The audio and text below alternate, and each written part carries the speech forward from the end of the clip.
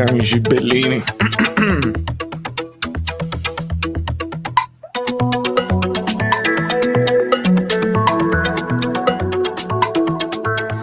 Lo so, ci sono le partite, ci sono cose che stanno succedendo, però noi dobbiamo parlare di tutto e di tutti.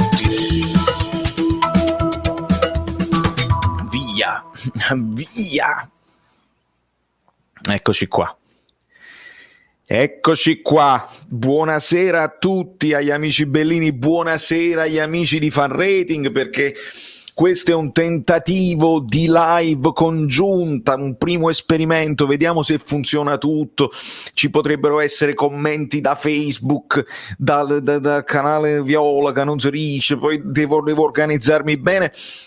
Anticipo a tutti quelli che magari la state vedendo dopo, voi amici che la state vedendo dopo, benissimo, siete i miei eroi assolutamente. Durante tutta questa live potremo parlare per esempio della situazione delle plusvalenze, potremo parlare del nuovo sponsor del Napoli, socios.com, potremo parlare ovviamente del campionato, il Bologna, il Milan, la Juventus, l'Inter che sta giocando adesso. Dobbiamo affrontare la questione degli arbitri, perché a me non mi convince questa cosa qua, e poi ci saranno sicuramente delle ospitate anche in video durante questa live, e quindi ho visto per esempio qua sopra, voi non lo vedete ma c'è un like da Facebook, è bellissima sta cosa. Allora ragazzi, cominciamo con un giro di saluti prima di tutto, poi prenderemo tutti i vostri commenti. Vedo anche in preventivo, lasciate un like. Fate una cosa, perché alcuni like sono arrivati preventivi, ma questo è il Mercobellì. Dal martedì pazzesco passiamo al Mercobellino, il Mercobellì, e potrebbe essere un nuovo appuntamento settimanale, non lo so, dobbiamo capirci, dobbiamo renderci conto. C'è Max Allegri, c'è Nino il Fast, Valeria, By Sud, Giorgio Mele, Mario delle Vedove. Secondo me tutti nei commenti dovreste scrivere benvenuto Mario nelle Vedove, che ci darà una mano come moderazione, Grande Mario, infatti, grande Marione, già Giorgio Mele lo aveva complimentato prima. C'è Face, c'è Salvatore, c'è Sergio, c'è Alessio, c'è Salvatore, tutti Salvatore si chiamano, ovviamente va alla grande. Andiamo a vedere altri amici. C'è Marco Borriello, Vincenzo P, il Mattatore, Pier 007, c'è Stellina, c'è Mario Gar, c'è Kenshiro, c'è Steschi, Rosanna Ferrante, vedete che viene da Facebook, benvenuta Rosanna, assolutamente. Paride, Stream Elements che funziona, Luciano, Ernesto, Tony, Genefumo, Denny, buonasera a tutti. Allora ragazzi miei, io tra le varie cose, è chiaro, c'è anche la situazione, abbiamo fatto l'analisi delle parole di Spalletti, che secondo me ne dobbiamo parlare, perché lui ha veramente, e ho fatto il video, lo potete andare a vedere, lo potete andare a recuperare con l'analisi della conferenza, veramente niente alibi. Però io non voglio, lo sapete, io adoro Spalletti e speriamo che questo sia il modo giusto per farlo, per convincere i giocatori che sono forti. Però Spalletti, spero che tu nel profondo non ci creda al 100%, adesso ve lo spiego. Attenzione, Giorgio Mele, grazie mille per il supporto e per il messaggio. Vicini al popolo catanese, rialzati Catania. Amico mio, mi aiuti a capire, perché veramente non so nulla. Fatemi sapere. Vedo anche Falco che dice Forza Catania, siamo vicini, roba di vulcano, veramente non so niente, quindi alluvione, ok. Grazie mille Rita, non ho saputo niente, quindi mi unisco al vostro messaggio ragazzi, assolutamente. Grazie mille, se siete sempre sul pezzo, io lo sapete da New York, qualche notizia ovviamente me la perdo. Diluvio, alluvione, benissimo, cioè benissimo voi che mi tenete aggiornato, ma io non sapevo, quindi mi unisco Mi unisco. Allora, c'è un primo messaggio di Satvika Alam. Secondo te la partita contro il Legia ci è costata la vittoria contro la Roma? Non lo so nello specifico. Teniamo sempre presente che ogni partita fa storia a sé. È chiaro che nel discorso dei calendari i vari impegni ravvicinati si pagano, ragazzi. Anche se tu fai tanto turnover, non lo chiamiamo turnover perché Spalletti va in freva. Attenzione, togliamo le campanelline. Voi cliccate subscribe, iscrivetevi e cliccate sulla campanella. Però è chiaro che un po' le fatiche le paghi, le fatiche europee si pagano sempre. Però questa è una partita che al di là delle situazioni arbitrali che però fanno parte del gioco, io ne ci riflettevo, bisogna considerarle. Insomma, alla fine il risultato si può anche considerare giusto, anche se ci sono anche partite che tu devi vincere perché ti arriva l'episodio, la sblocchi e anche se non meriti vinci. E questo è il calcio alla fine. E ringrazio anche Luigi Della Vecchia con il suo supporto, grazie mille amico mio.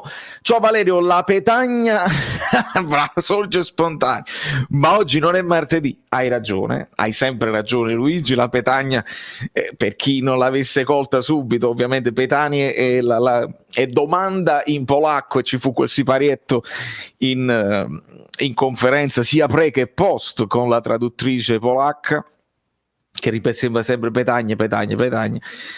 Sì, vabbè, sempre martedì, hai ragione, però anche per diversificare, per capirci e per avere poi ulteriori forze, no? Perché il Caffè Napoli, voi lo vedete, c'è il Caffè Napoli su Facebook, c'è il Caffè Napoli su Instagram, c'è il Caffè Napoli su YouTube, dappertutto, e io voglio anche allargare la famiglia con tutto il team, anche quelli di Facebook che si stanno muovendo tantissimo, e ve li voglio presentare a uno a tutti i nuovi iscritti. Alcuni di voi li seguono già, li conoscono già, però oggi magari proveremo a fare anche dei altri collegamenti.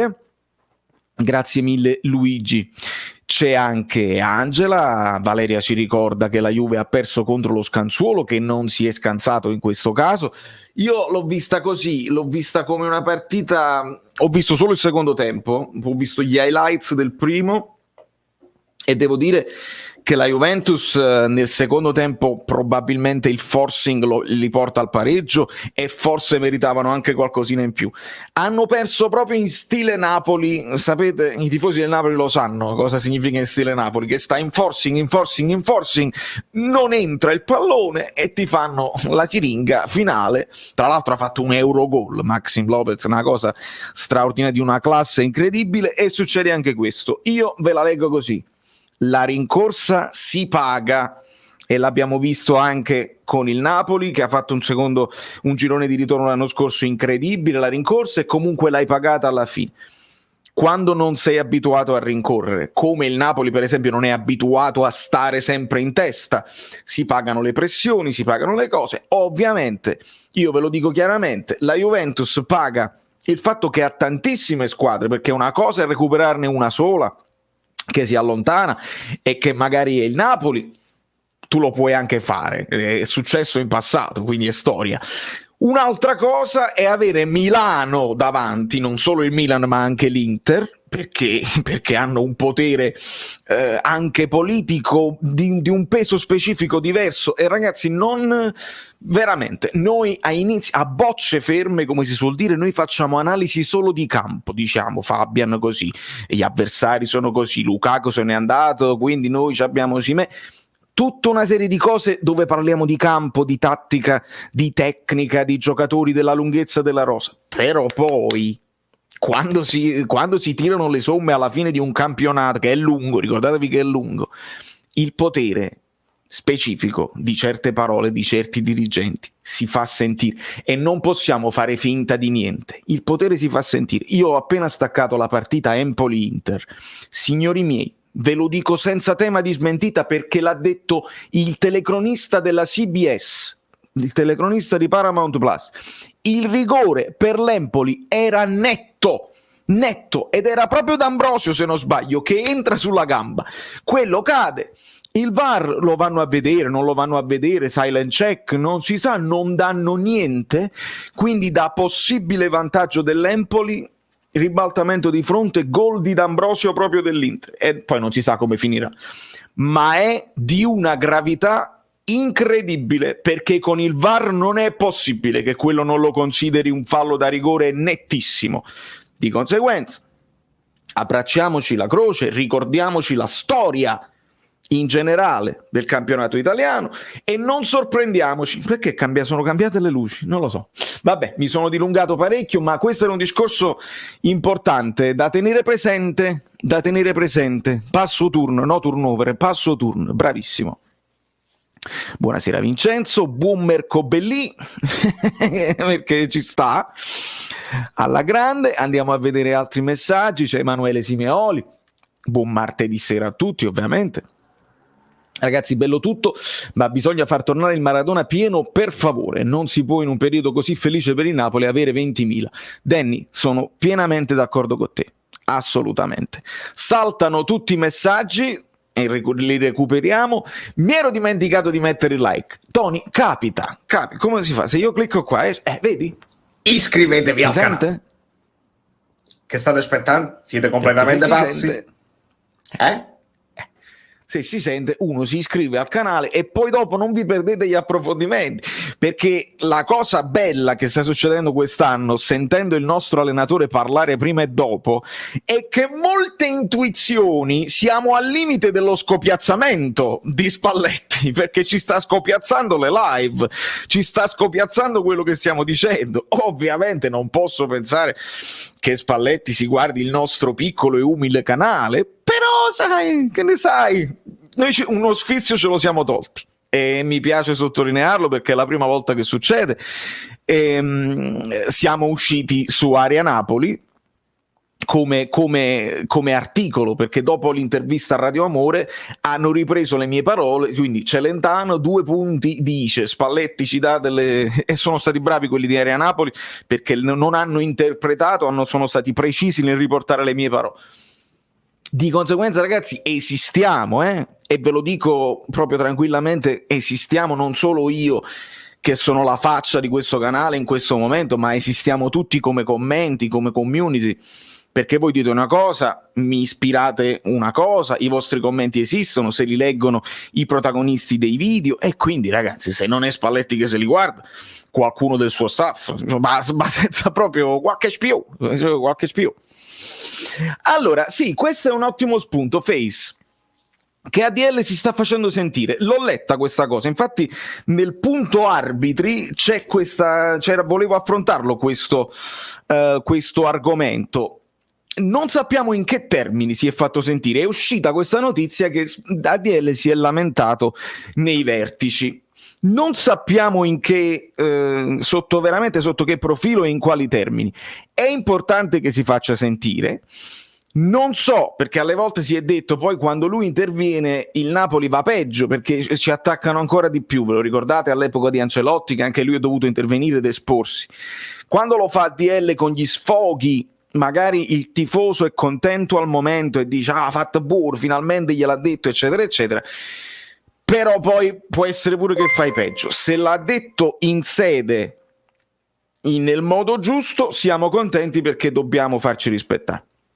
Gianni M si è abbonato, ma io mi sento di dire bentornato perché Gianni è uno di quelli che fa parte del canale da tempo. Gianni, fammi sapere Instagram cose e ti posso inserire nel gruppo Telegram dedicato agli abbonati, a cui poi io girerò il link per partecipare a questa live più tardi.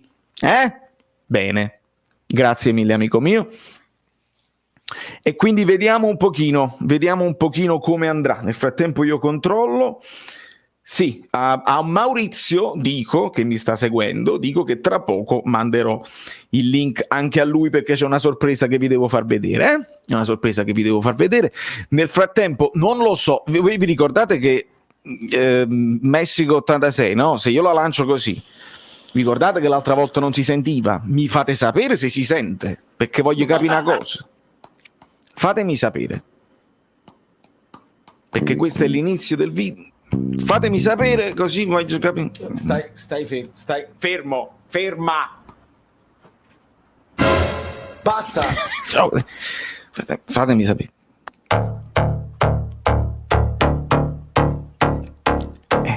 Infatti. Benissimo. Okay, quante cose là fuori. Una vita di studio, di suoni e rumori, di lezioni e iniezioni di musica nelle vene, ma si sa che non segni se la prendo troppo bene. Perché non possiamo poi dopo sovrapporre tutte le cose. L'importante, e ricordo che questa è la live congiunta con Fan Rating, guardate. Ciao amici bellini, ci siete tutti su Fan Rating? Se ancora no, correte subito ad iscrivervi perché ci sono tantissime novità, un palinsesto ricchissimo che vi aspetta e poi vogliamo sapere che tifosi siete.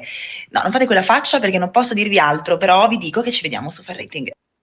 Esattamente, ve la ricordate Sara, no? Noi abbiamo partecipato a delle live di Fan Rating in passato e quindi Sara ci ricorda cosa fare, tutti i link per partecipare a Fan Rating e per partecipare anche voi ai voti, alle cose, perché facciamo la pagella per Fan Rating, ma potete partecipare con i vostri voti.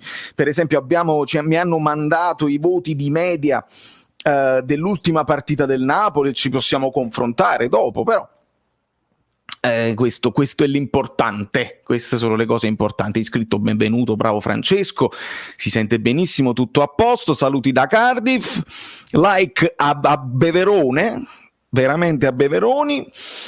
Mi è piaciuto il passaggio di Spalletti che dice: non bisogna vedere cosa hanno fatto gli avversari, noi dobbiamo fare la corsa su noi stessi.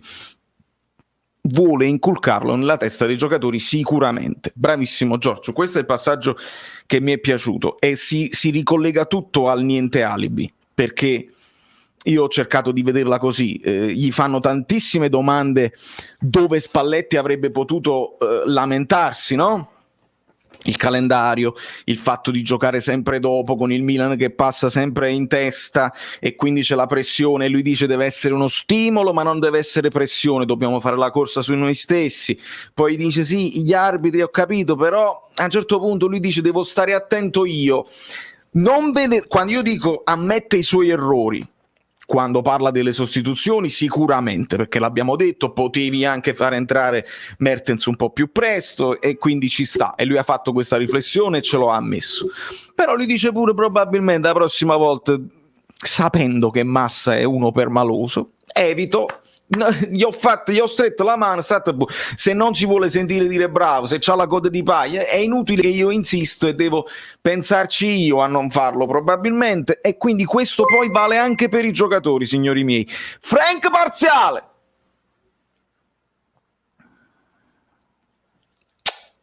un bacio gigante al mio amico Frank, mio fratello Frank, anche lui negli Stati Uniti, che non mi fa mai mancare il suo supporto e la sua amicizia, e ci dice che gioia, domani bisogna fargli capire che non c'è pane per i propri denti.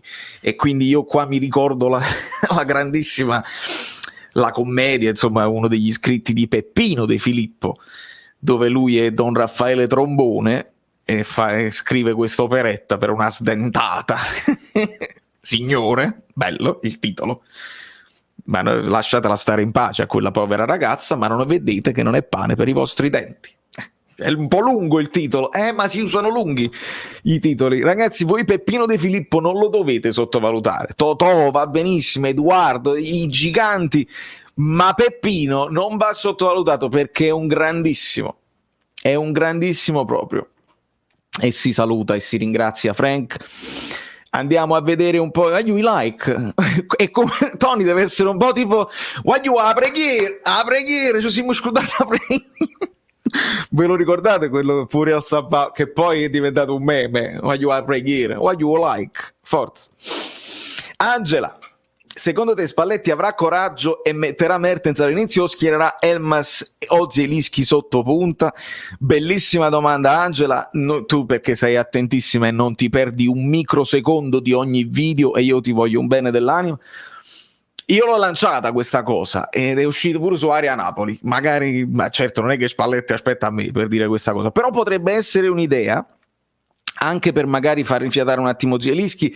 Sappiamo anche che però Spalletti le sta cominciando quasi tutte con il 4-3-3 e poi dopo ci aggiustiamo con il 4-2-3-1, e quindi forse lui con il 4-3-3 ha un po' più di certezze di studio della partita, degli avversari, eccetera eccetera. Questa è una prima considerazione, quindi potrebbe confermare Hermans Zielinski. A me piacerebbe dare una botta anche psicologica al Bologna. Dice: guarda, ci stiamo presentando con l'artiglieria pesante, devi prendere Osimhen, devi stare attento a Mertens, devi guardare Insigne e devi guardare anche a Lozano. Immaginate così, ma perché il Napoli lo può fare, lo ha dimostrato. Io vi ricordo che l'anno scorso, prima che succedesse lo scatafascio di tutti gli infortuni, il Napoli era in grado anche di sostenere Mertens, Osimhen con Lozano, con Politano, con Insigne, con a centrocampo Fabian e Zielinski, perché c'era Demme infortunato, e si giocava anche con Fabian e Zielinski a 2 con Mertens davanti, quindi proprio qualità allo stato puro. Ad oggi possiamo anche sfruttare un Anghissà che ti dà quantità e qualità, con un Demme, con un Fabian che sta avendo un'evoluzione pazzesca anche in fase di difensiva, quindi secondo me il Napoli se lo può permettere di avere Mertens dall'inizio, oltretutto un Mertens che mi sembra in forma e che ha bisogno anche di prendere confidenza con i 90 minuti. Quindi io me lo auguro, non lo so se Spalletti lo farà, non lo so. Vediamo un pochino. Potito, che è una cosa meravigliosa, non so di cosa si sta parlando, ovviamente. È giusto anche che parlate tra di voi e che vi rispondete tra di voi. Nella foto di Covertì, sì, è un momento. Io poi non so sorridere, Antonio, cioè non so sorridere. Io, se mi viene spontaneo il sorriso, lo faccio, è chiaro, però proprio mettermi in posa e sorridere mi sembra scemo. In quel caso lo feci vi abbiamo mandato questa foto per le grafiche di Fan Rating, che sentite Sara cosa dice. Ma la verità è che io non vedo l'ora di venire a New York per incontrare Valerio Fluido.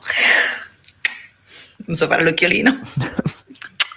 Questo è sbagliato video. Vabbè, non fa niente. Andiamo avanti con i vostri commenti. Quindi gli altri stadi ci sono così tanti, così tanti bambini e anziani. Sì, state parlando del discorso ancora del Maradona, capisco, va riempito, ragazzi, bambini, anziani, famiglie, va riempito. Poi è chiaro, i bambini, le famiglie non ti danno quell'urlo dell'ultra, e sicuramente ci siamo, però almeno non vediamo i sediolini vuoti, almeno quando succede una cosa magari anche i bambini si fanno coinvolgere. Poi tu devi pensare al futuro, ai tifosi del futuro. Se non ci pensi mai, i tifosi diminuiscono e non va bene. Grazie Fabio. Tra 2 partite sarà Napoli-Verona, diciamolo. Napoli-Verona, assolutamente, amico mio. Attenzione, ovviamente, prima ci dobbiamo concentrare sul Bologna e sulla Salernitana, e poi sarà Napoli-Verona e ci divertiremo tantissimo. Grazie mille Stellina, sei troppo dolce. Si gioca il secondo tempo col Parma e col Genoa, con l'Atalanta esordì Baca. Vedi? Come ci si ricorda? Il gavetto, ok, benissimo, Potito, poi tra l'altro un amico mio storico, lo chiamiamo Potito, quindi tu sei un omonimo di qualità. Potito nel frattempo invece mi manda il discorso sulle plusvalenze, che pure affronteremo, C'è anche Polli, quindi buonasera Dario Amendola. Mo sto arrivando, che è successo? Mauro, è Cavalluccio Rosso, recuperiamo tutti, è un buon mercoledì. Nel frattempo voi potete anche incalzarmi con aggiornamenti dai campi, perché ci sono 3 partite sfiziose da vedere. Io avevo scelto quella dell'Inter, ho visto lo scandalo e ho chiuso, perché ho detto andiamo a parlare con gli amici bellini e con la community. Però ovviamente è importante, perché tu devi vedere le altre partite che fanno, non tanto per la classifica di adesso che è presto, però è importante più che altro vedere gli episodi, per vedere come si sta muovendo un pochino tutto il sistemone, il sistemaccio. Allora, Stellina per esempio ci chiede cosa hanno questo Milan e questo Napoli in più delle altre squadre. Stellina, se io ti rispondo hanno più punti, tu capisci che non è una risposta arronzata. In questo momento hanno più punti rispetto alle altre squadre. Poi se vai a fare l'analisi delle rose, ovviamente possiamo metterle a confronto, anche se è difficile, perché quando tu fai un confronto per esempio tra il centrocampo della Lazio e il centrocampo del Napoli, noi a volte giochiamo a 2, a volte giochiamo a 3, la Lazio gioca sempre a 3, stesso dicasi per il Milan che gioca a 2 però col vertice alto, a volte usano un trequartista. Ieri per esempio hanno utilizzato Kessie, Tonali, poi dopo è entrato Benasser ed è entrato anche Bakayoko. È difficile fare l'analisi delle rose di fronte a allenatori diversi, a modi di stare in campo diversi. Il Napoli è partito molto bene, ha avuto anche secondo me un calendario abbastanza favorevole. Nel frattempo mi state dicendo espulsione Empoli, gol del Cagliari, benissimo, adesso le affrontiamo queste cose. Calendario abbastanza favorevole per il Napoli, devo dire, perché abbiamo affrontato squadre un po' più piccole, abbiamo affrontato la Juve in un momento loro di estrema difficoltà, e bisogna dirlo, e ne abbiamo approfittato bene il Napoli. Poi abbiamo affrontato anche la Roma, pareggio, va bene.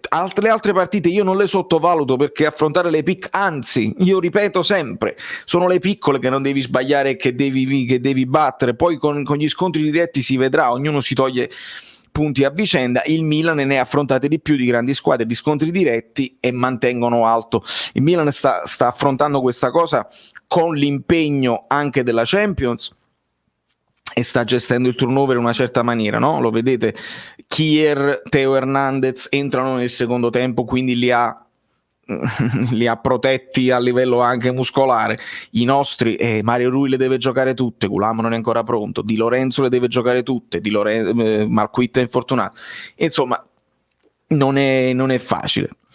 Segna il Cagliari, espulsione all'Empoli che mi dispiace ma c'è, benissimo. Bisogna aspettare un minuto, ma non tanto per lo spoiler, che in questo caso si può fare, ma penso per controlli VAR, no?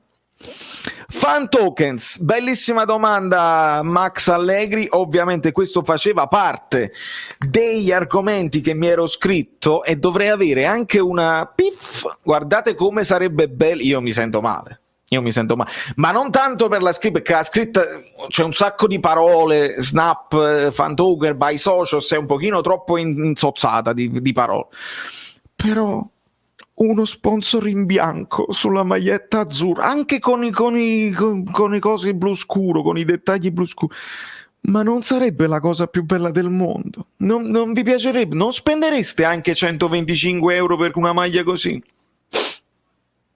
Fatemi sapere. Gol Lazio e Inter, benissimo. Cagliari Roma 0-0, l'hanno tolto? Mi state aggiornando ed è importante. Nel frattempo, bella come il veramente Lazio in gol.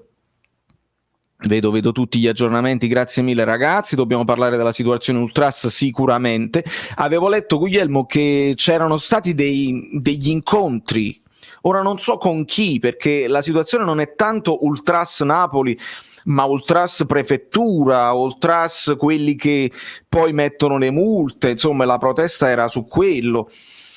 Si sa che il Napoli, insomma, non è che intrattiene grandi rapporti con frange più estreme del tifo, quindi veramente non è tanto la loro responsabilità. E i prezzi, ma l'ha detto anche Spalletti, che i prezzi poi allontanano le famiglie e quelli che non possono permettersi un calendario così fitto da andare a vedere tutte le partite, però proprio pochissimi in Europa League e pochini in campionato. Dobbiamo fare qualcosa, siamo primi in classifica o comunque stiamo facendo un campionato di vertice, è veramente un peccato. Inter annullato, mi dicono, non l'hanno tolto, c'è Foni Sardi, ok, quindi il Cagliari è confermato. Ringrazio e saluto anche Maruz, vedete da dove scrivo perché è tutto combinato. Un abbraccione a tutti quelli delle altre piattaforme, alla grande. Inter fuorigioco benissimo. Andy ci dice: caro Valerio, ma sai quanto fa 3x8? E 3x8 fa 24. E, insomma, quello era, ma sarà sempre un personaggio, lo chiedevo 2 settimane fa, è sempre 24 fa, lo farà anche tra 2 settimane e non c'è problema. Ringrazio Mattia Formicola per il supporto via PayPal con il link in descrizione. Buonasera Valerio, buonasera a tutti gli amici bellini. Oggi mi sento ricco, quindi dono. Stima totale per il lavoro che fai. Grazie Mattia, grazie mille. Voi lo sapete, tutto quello che mettete nella scatola del canale alla fine mi serve per essere sempre, per svegliarmi un pochino più presto, per fare tutti gli approfondimenti totali, le luci, la connessione internet di un certo livello, se manteniamo alto la qualità. Ad un certo punto io, seppure la musica insomma mi garantirà quelle che sono le continuità di lavoro, ma pigli una bella telecamera 4K e cerchiamo di organizzare una situazione dove mi vedete anche un po' meglio. Per esempio, se vedete la qualità di Messico 86, no? Che poi sta sotto lo snap, sta sotto Sara, cioè questa è qualità iPhone, ok, e va bene. Comunque l'iPhone è un ottimo telefono, io non sto usando l'iPhone, ma questo è iPhone che guarda l'iPhone, però poi quando vedete la qualità di una telecamera professionale con un professionista che ti gira e vedete questa è vera differenza. Comunque filtrato sempre da YouTube, e quindi quante cose là fuori, si vede la differenza. Diego Pugliese, grazie mille amico mio per il tuo supporto. Per il Cagliari ha segnato Pavoletti, vecchia orribile conoscenza nostra. Un abbraccio e keep up the good work. Thank you so much Diego, grazie mille. Pavolettone che al Napoli fu tanto carino nello spogliatoio, faceva parte di un bel gruppo, però non ebbe un grande impatto proprio tecnico sulla squadra. Siamo quasi a 200 like e mettiamoli, dai, mettiamoli per Polly, mettiamoli per Rita, per Mario, dai, che siamo a mezz'ora di like. Io lancio anche il link ad un certo punto e vi faccio entrare. È proprio bella, lo so. I rumori li avete sentiti benissimo. Servizio delle Iene, non ho visto nulla. Massimo, parlamene. Coppa Maradona, il Napoli ha chiesto 5 milioni. Questo è un altro perché anche di questo si deve parlare. 5 milioni per partecipare, ovviamente non pensiamo ai paesi arabi. No, ma poi però ci sono 2 notizie che escono, perché questa è la notizia che è uscita subito, cioè che il Napoli aveva avuto delle pretese molto esose, tutto gratis, tanti soldi per partecipare, bibite gratuite, eccetera eccetera, e anche i diritti TV, cioè dovevano andare a loro per la pubblicazione delle partite, la cosa della partita. Dopodiché escono altri interventi dove si dice che il Napoli invece, per non congestionare il calendario, che ha comunque intenzione di fare altre iniziative per Maradona a livello personale.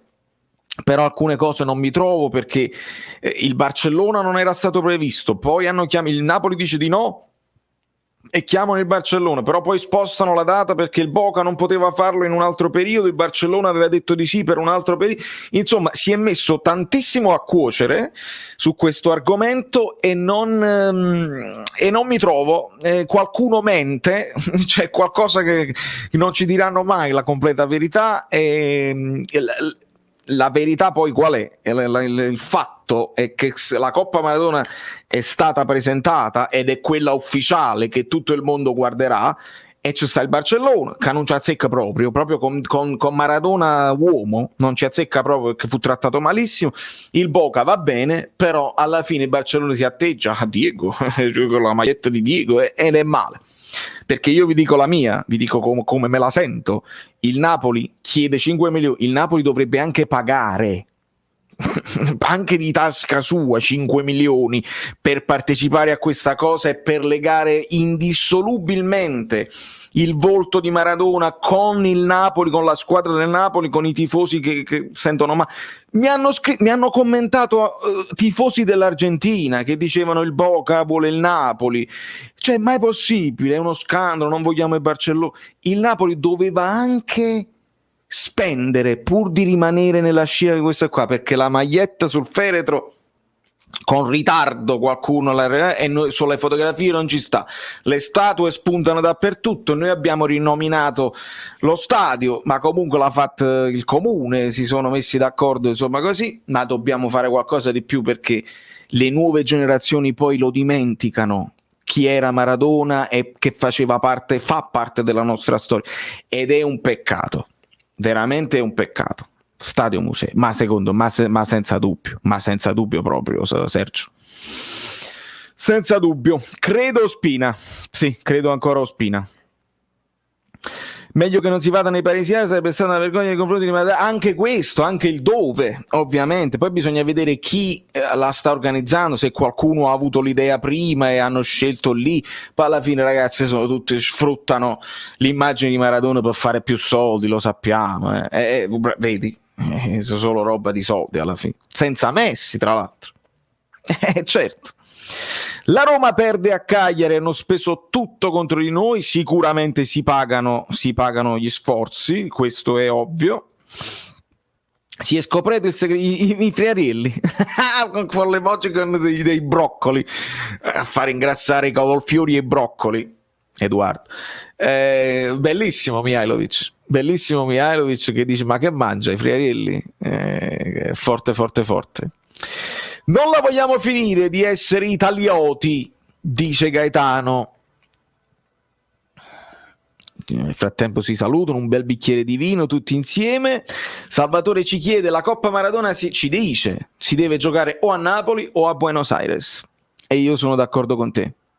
Poi vedremo quella storia della Supercoppa, che poi qualcuno ha chiamato Supercoppa Maradona, ma è l'incontro tra chi vince la Coppa America e chi vince l'Europeo, quindi in questo caso si dovrà giocare tra Argentina e Italia, e si voleva prendere la palla al balzo perché ha senso, no? Maradona è stato quello che è stato in Italia più che in Spagna, l'Argentina vince, Maradona è argentino, quindi aveva senso, però poi gioca l'Italia, non si gioca Napoli-Argentina e l'Italia, Maradona ha detto, noi combattiamo contro tutto e tutti.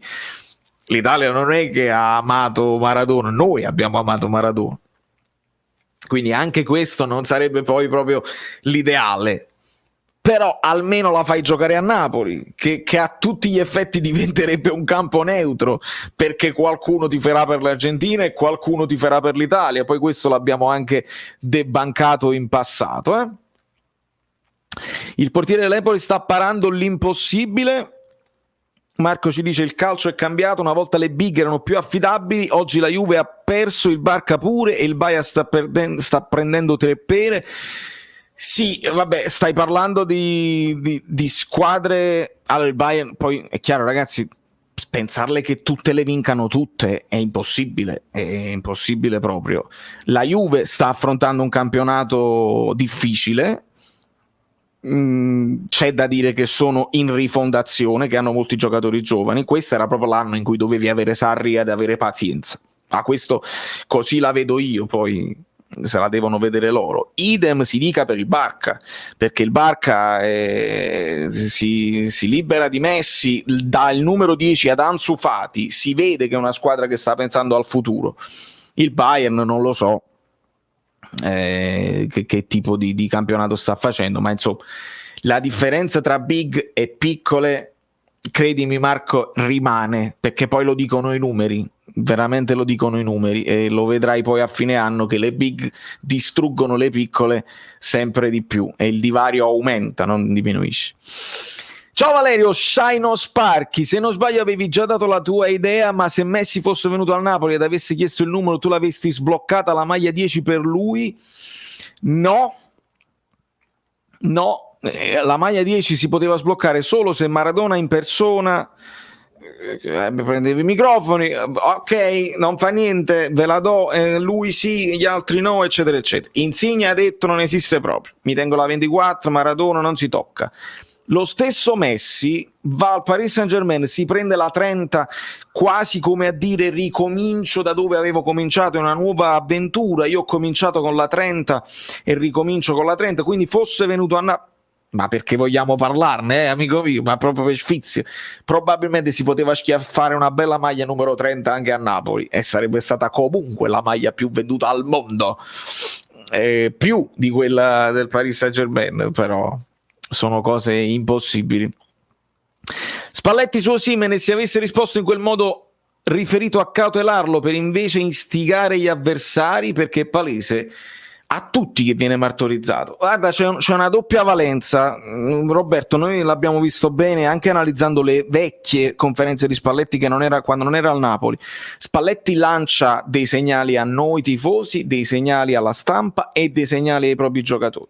Lui sta cercando di non dare alibi, perché evidentemente ha capito nel profondo quanto questa squadra poi perde di consapevolezza, quanto anche questa squadra a volte si senta vittima di cose che succedono, però noi tifosi ci possiamo lamentare e non possiamo accettare perché vediamo rigori clamorosi non chiamati, VAR spenti, eccetera eccetera. I giocatori in campo, nonostante subiscano dei torti, se poi non ci pensano troppo e reagire, perché poi c'è modo e modo di reagire, tu vedi un torto e dici sono più forte, ti devo dimostrare di essere più forte, non mi danno un rigore, faccio gol in un altro modo.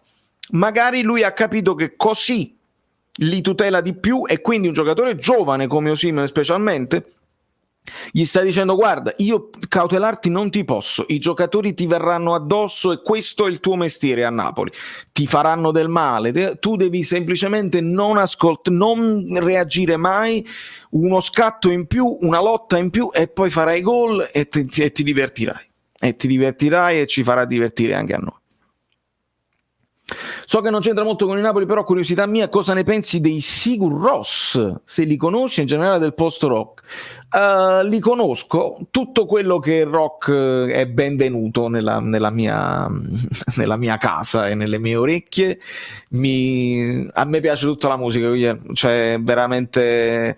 Sono stato fortunato, sono cresciuto con i cantautori, poi ho ascoltato hip hop, venendo in America ho conosciuto ed ho apprezzato ancora di più il pop, quello proprio, capito? La musica leggera, quella commerciale, quella ben scritta e ben prodotta, quella che poi fai uscire la canzone ed è prima in classifica perché è talmente orecchiabile, è talmente suonata bene, prodotta bene che non può fare a meno di essere prima in classifica.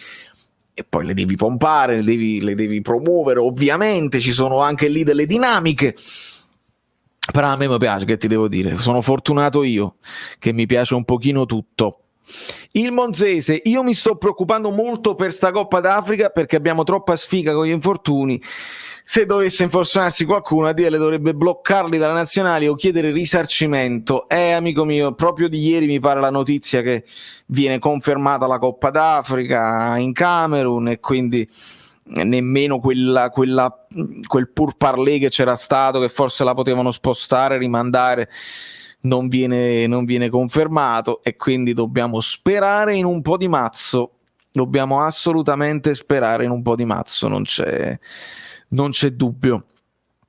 Sono convinto che Spalletti con le sue parole abbia voluto mandare un messaggio soprattutto ai tifosi, non pensare agli arbitri ma sostenere solo la squadra. E questo sì, Sud, è così, cioè un po' va ai giocatori, un po' va ai tifosi, perché è chiaro che noi stiamo attenti e guardiamo tutto, però lui ha fatto anche proprio l'incontro con i tifosi, quindi fai bene a ricordarlo. E l'incontro con i tifosi dice dovete stare vicino ai calciatori. Sono a New York, Save, perché mi sono trasferito 10 anni fa per inseguire i miei sogni musicali, perché a Napoli si suonava, ma si suonava tanto, ma non abbastanza per rendermi indipendente. Una live tema musica e musica cinema anche con Guido quando la facciamo, amico mio, ci sono tanti argomenti calcistici in questo periodo, quindi ma magari nei momenti in cui ci saranno delle pause, perché no? Perché no? Rettifico, il Bayern sta perdendo 5-0. Stanno giocando tutti e due proprio la partita storta. Pareggio Roma, i Bagnets. Che ne pensi di Osimhen? Potrebbe arrivare ai livelli di Holland? No. Allora ti dico perché no, Nico, perché se tu mi citi Holland, che anche lui è giovanissimo, tu devi vedere la personalità di Holland. Ho mandato agli amici abbonati Bellini penso ieri, 2 giorni fa, un video su Instagram, un reel dove si vede, penso fosse una partita contro il Manchester City, non lo so, comunque una partita di cartello contro il Borussia Dortmund. C'è una zuffa, non so chi se la sta prendendo con chi, l'arbitro non riesce nemmeno a mettere pace, arriva Holland di corsa, boom, alto 2 metri e qualcosa, spalle là, perché poi Osimhen è alto, ma grosso Holland, cioè si mette davanti all'avversario che sta facendo così e dice no, non passi, cioè tutte queste moine che stai facendo, che vuoi fare la zuffa con i miei compagni di squadra. Mi sentite i rumori? Sentite? Non passi. Allora questo Holland già ce l'ha adesso, giovane e buono, la personalità, lo sfottere anche gli avversari, l'andarsi a prendere, però senza, capito, provocare che cade nella provocazione, la spegne la provocazione, e se si deve prendere ammazzata si mette lui davanti, quasi alla Ibra, c'ha già quella cosa alla Ibra Holland. Quindi veramente è di un altro livello, secondo me irraggiungibile, diventerà irraggiungibile. Vivendo a Barcellona da 10 anni confermo che Diego non ha nulla a che vedere con questa città, che non l'ha mai amato troppo. Forza Bellini. Grande Francesco, proprio testimonianza diretta di Barcellona, purtroppo è così. Ma tra tutta la musica che ti piace c'è sta pure la lirica. Musica lirica magari no, nel senso non è la mia prima scelta. Io poi ti dico, quando dico tutta la musica mi piace suonarla, mi piace suonare tutta la musica. Quando mi chiedono una canzone specifica che non è nelle mie corde, per me è una sfida impararla e suonarla bene. Ti faccio un esempio, il jazz non è la mia musica preferita, però l'ho studiato, so come affrontarlo, e quando mi chiedono di suonare jazz, lì trovo il piacere nel suonarlo, perché è una sfida e perché lo voglio suonare bene, anche se io è difficile che oggi mi sento proprio un po' di jazz, mi siedo in poltrona, oppure anche il punk. No, non è una musica che mi piace da ascoltare, però se devo suonare punk mi scatta quel rispetto nei confronti di un genere musicale che comunque, per quanto ignorante sia, perché fa muovere 100.000 persone. Vabbè, basta. Fa muovere 100.000 persone allo stesso Pogan, così vuol dire che ha un valore di esistere, e quindi vanno rispettati questi generi musicali. Andate a vedere Messico 86. Nel frattempo però fatemi mandare i link, perché così tra un rumore e l'altro, grande Gianni, che aggiungo subito in tempo reale, vediamo se riesco a farlo, perché è tutto a posto. Vediamo un pochino, lo aggiungiamo immediatamente, il nuovo amico abbonato. Dove sta? Fatemi fare le cose per bene.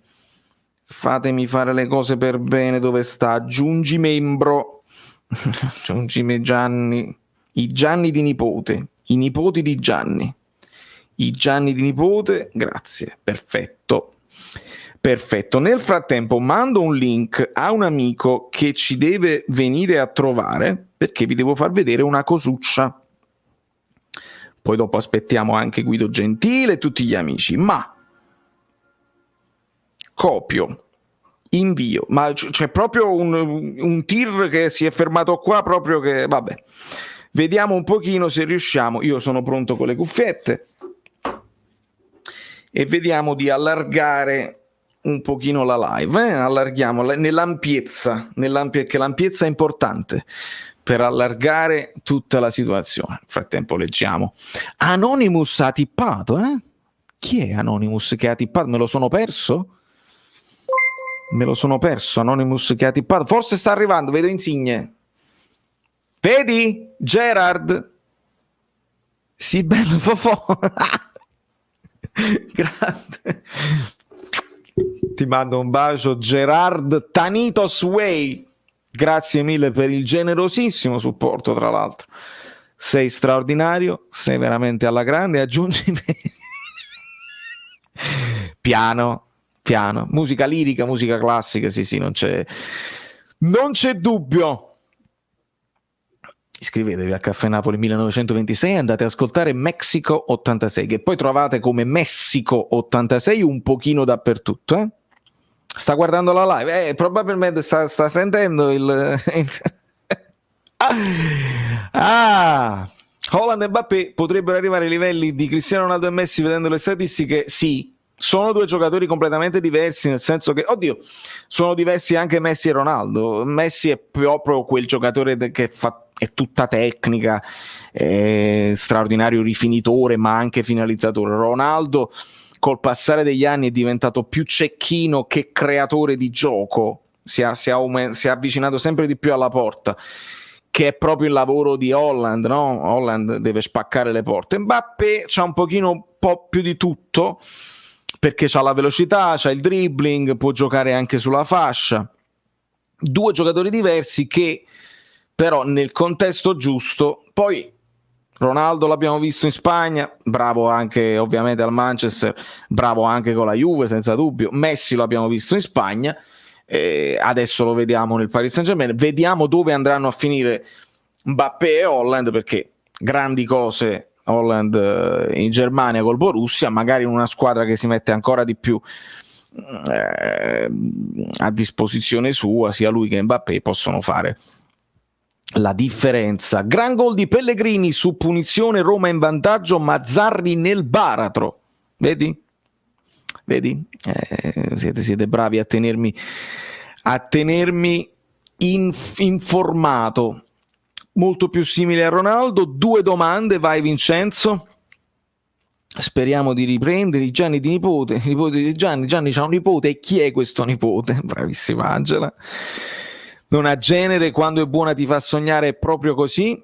Gollasso di Pellegrini, vedi, me lo state tutti quanti ricordando. Canzoni napoletane che ami.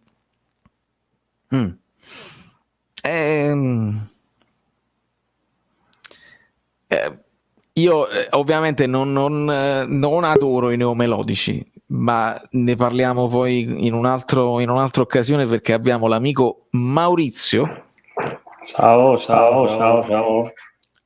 Maurizio, benvenuto e ti presento alla community Maurizio Pinna, che mi ha fatto conoscere una sua app, un suo modo di analizzare poi il calcio con le statistiche e con le cose. Io adesso ti metto, facciamo così, in modo tale che posso richiamare un po' di screenshot che mi hai mandato. Sì. Così possiamo spiegare, questo è un nuovo modo che noi possiamo avere anche per analizzare, perché a noi ci piacciono le statistiche, guardiamo tutto.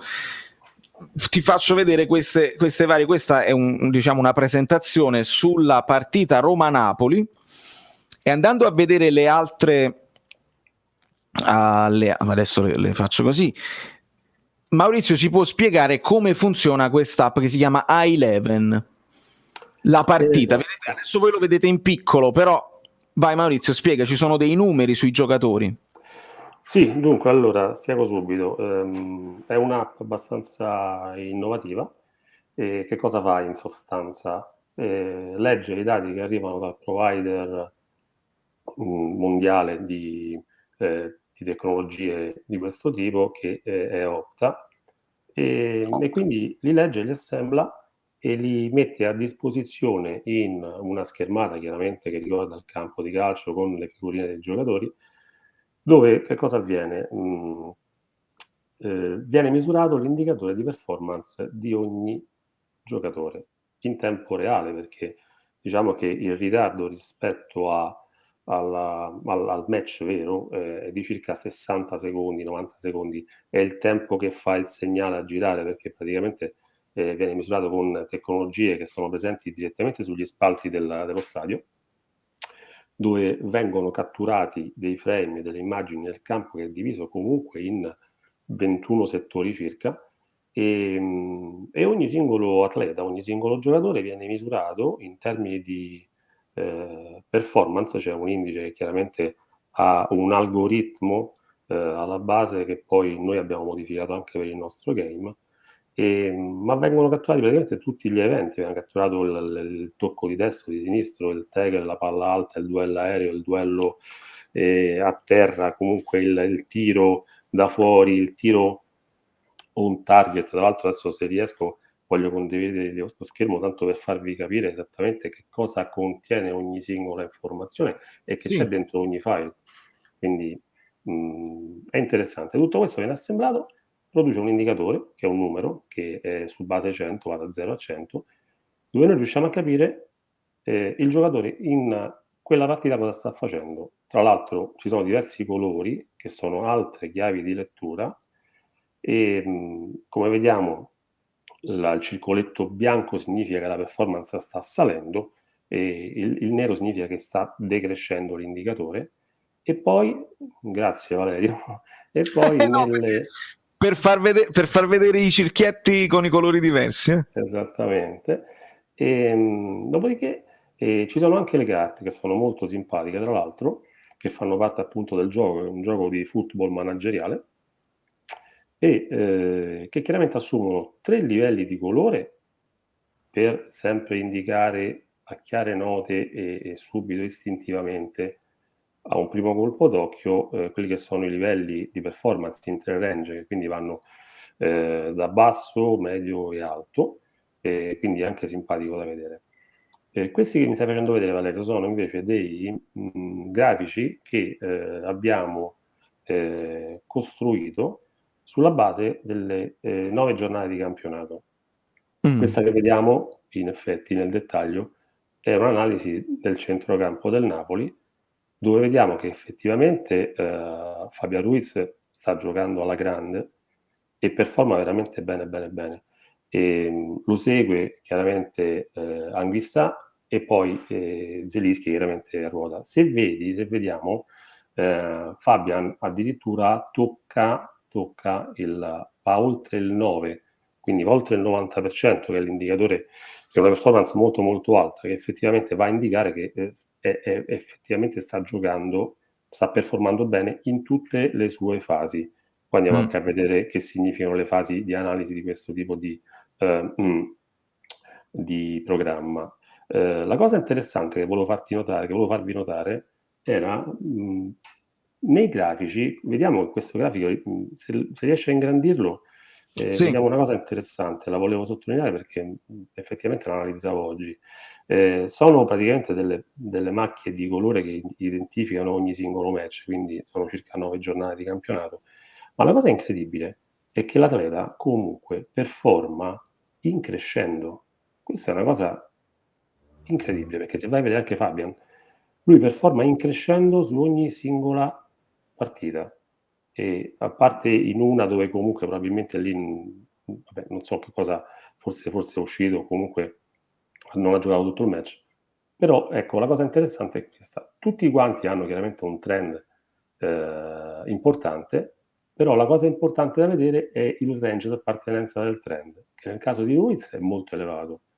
Anguissa lo segue a ruota, chiaramente leggermente un po' di meno Zielinski, che dimostra forse negli ultimi 2 match di essere sotto la riga gialla, significa che comunque è sotto le sue performance classiche. Quindi questa è l'analisi che siamo riusciti a fare, tra l'altro con i dati che andiamo a catturare, ripeto, ogni 60-90 secondi, dipende dai tempi di risposta del server. Fantastico, quindi in tempo reale, che è una cosa straordinaria e che può aiutare anche nelle analisi.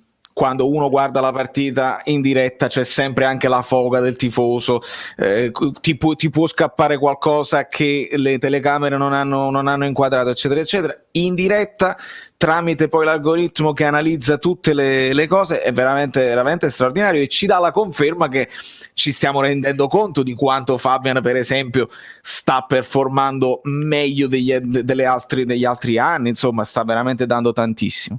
Sì, assolutissimamente sì. Infatti Maurizio, quest'app è su App Store e Play Store? Quindi per Android? Sì, esattamente. Sono 2 applicazioni. Sì. La prima è meramente editoriale. Che cosa contiene?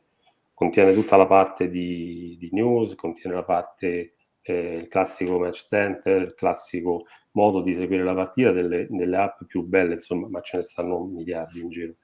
In più c'è una cosa abbastanza interessante e particolare dove il tifoso può scegliersi la modalità, la tattica che lui pensa vada bene per la sua squadra, e quindi è un wizard con un paio di passaggi e dove può scegliere anche il modulo che vorrebbe, che gli piacerebbe che la squadra con cui la squadra giocasse. Quindi ci sono una serie di moduli, 4-3-3, insomma, sono tutti quelli più importanti. E può scegliersi i giocatori, può scegliersi la carta bonus con la quale vorrebbe, no, ipotizzare. È una sorta di fantacalcio legato però alla tua squadra, quindi fondamentalmente nell'applicazione tu puoi scegliere, puoi andare a visitare anche le altre formazioni, per carità, però tu inizialmente nel momento in cui ti registri ti scegli la tua squadra e la segui. C'è la parte, quindi questa è la parte veramente editoriale, se vogliamo. C'è un'altra parte che è la parte live. Che cosa significa? Significa che quella parte che abbiamo visto, di cui gli screenshot che abbiamo visto prima, dove possiamo effettivamente giocare in diretta, seguire in diretta, perché può anche essere che non ci interessa giocare, ma ci interessa avere lo smartphone con vicino gli indicatori e sotto le statistiche, i grafici, che sono molto molto interessanti. Quindi fondamentalmente c'è questa parte qui. E sono 2 applicazioni differenti, cioè differenti comunque, che hanno dei contenuti differenti, ma sostanzialmente sono le stesse. Quindi... Maurizio, io ti ringrazio tantissimo, complimenti, perché si vede che c'è tanto lavoro e tanta conoscenza dietro, oltre che passione calcistica, perché altrimenti non si va a fare una... passione per i numeri, passione per la performance letta in questo nuovo modo, che è un modo abbastanza scientifico, se vogliamo, e che non lascia, no, spazio a interpretazioni fantasiose che molto spesso... fantasiose, umorali e soggettive. L'hai detta proprio bene, umorali e soggettive, perché poi c'è chi ama un giocatore più di un altro e vede solo gli errori o vede solo le cose buone, quindi con questo cerchiamo almeno di limitare per quanto è possibile certe considerazioni che si allontanano poi dalla realtà dei fatti. i11, così come l'ha scritto Stellina? Sì, i11 e 11 News, i11 Live sono le 2 applicazioni presenti sullo store, e c'è chiaramente anche il sito web che comunque contiene ogni settimana le news, contiene anche comunque degli interessanti articoli, c'è Gallery 11 con i migliori 11 di ogni turno del campionato, quindi insomma cose simpatiche che stiamo cercando di inserire, sempre basate però su questi calcolatori di performance che sono ormai all'ordine del giorno. Ormai d'altronde li vediamo i match analyst in panchina che col tablet cercano di capire al meglio, no, qual è la situazione in tempo reale. Io non so come ringraziarti, ancora complimenti, tutti scaricheremo quest'app e ci divertiremo tantissimo, oltre all'analisi che magari a qualcuno può anche non interessare, ma c'è anche il gioco, quindi c'è anche l'interattività e ti puoi anche divertire a fare, perché molti mi stanno parlando, ma un Napoli con un 4-3-1-2 con il trequartista per formare meglio Zielinski, possiamo vederlo con i11 se funziona o meno. Assolutamente sì, andate su i11 News, preparate la formazione fino a domani sera alle 8:30, potete farlo, dopodiché si passa su i11 Live e seguiamo la partita in diretta con le performance dei calciatori. Ancora grazie mille a Maurizio Pinna. Grazie a voi, buona serata.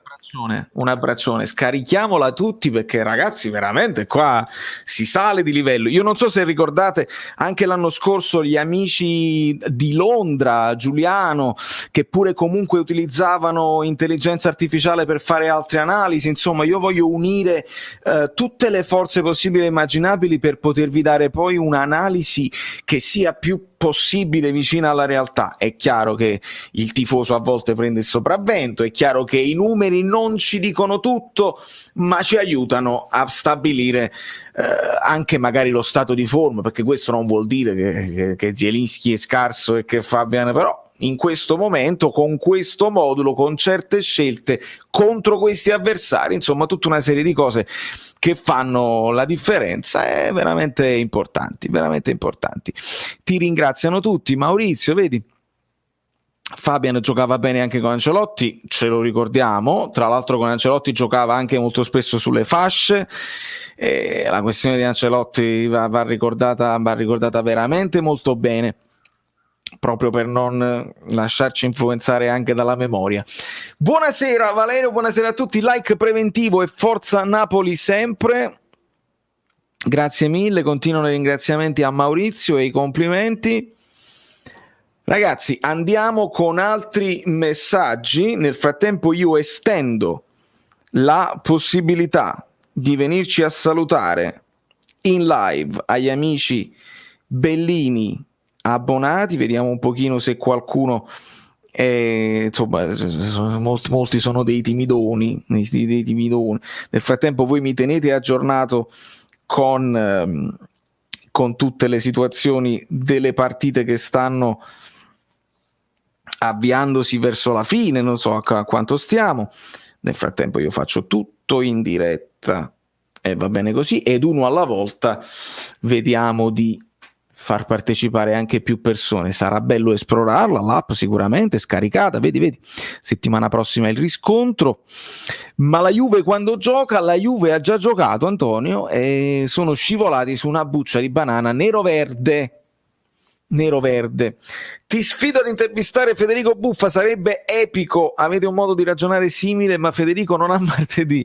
Antonio, guarda, veramente non metto più limiti alla provvidenza, perché siamo riusciti, grazie a collaboratori, grazie, io non dimentico il lavoro che ha fatto Giuseppe Argento in passato per me, anche nel contattare quando io non avevo tempo. Insomma, siamo in un'epoca dove si può arrivare a dei personaggi anche altissimi che magari una decina d'anni fa erano inarrivabili, adesso si può fare, e quindi veramente è questione di avere l'intuizione, di scrivere nel momento giusto, di ricevere un po' di mazzo, ti rispondono e si possono portare. Raccolgo la sfida e vedrò se possiamo accontentarti. Valerio, io nei due d'attacco vorrei Lozano-Simen come mezzala sinistra, vede bene Insigne.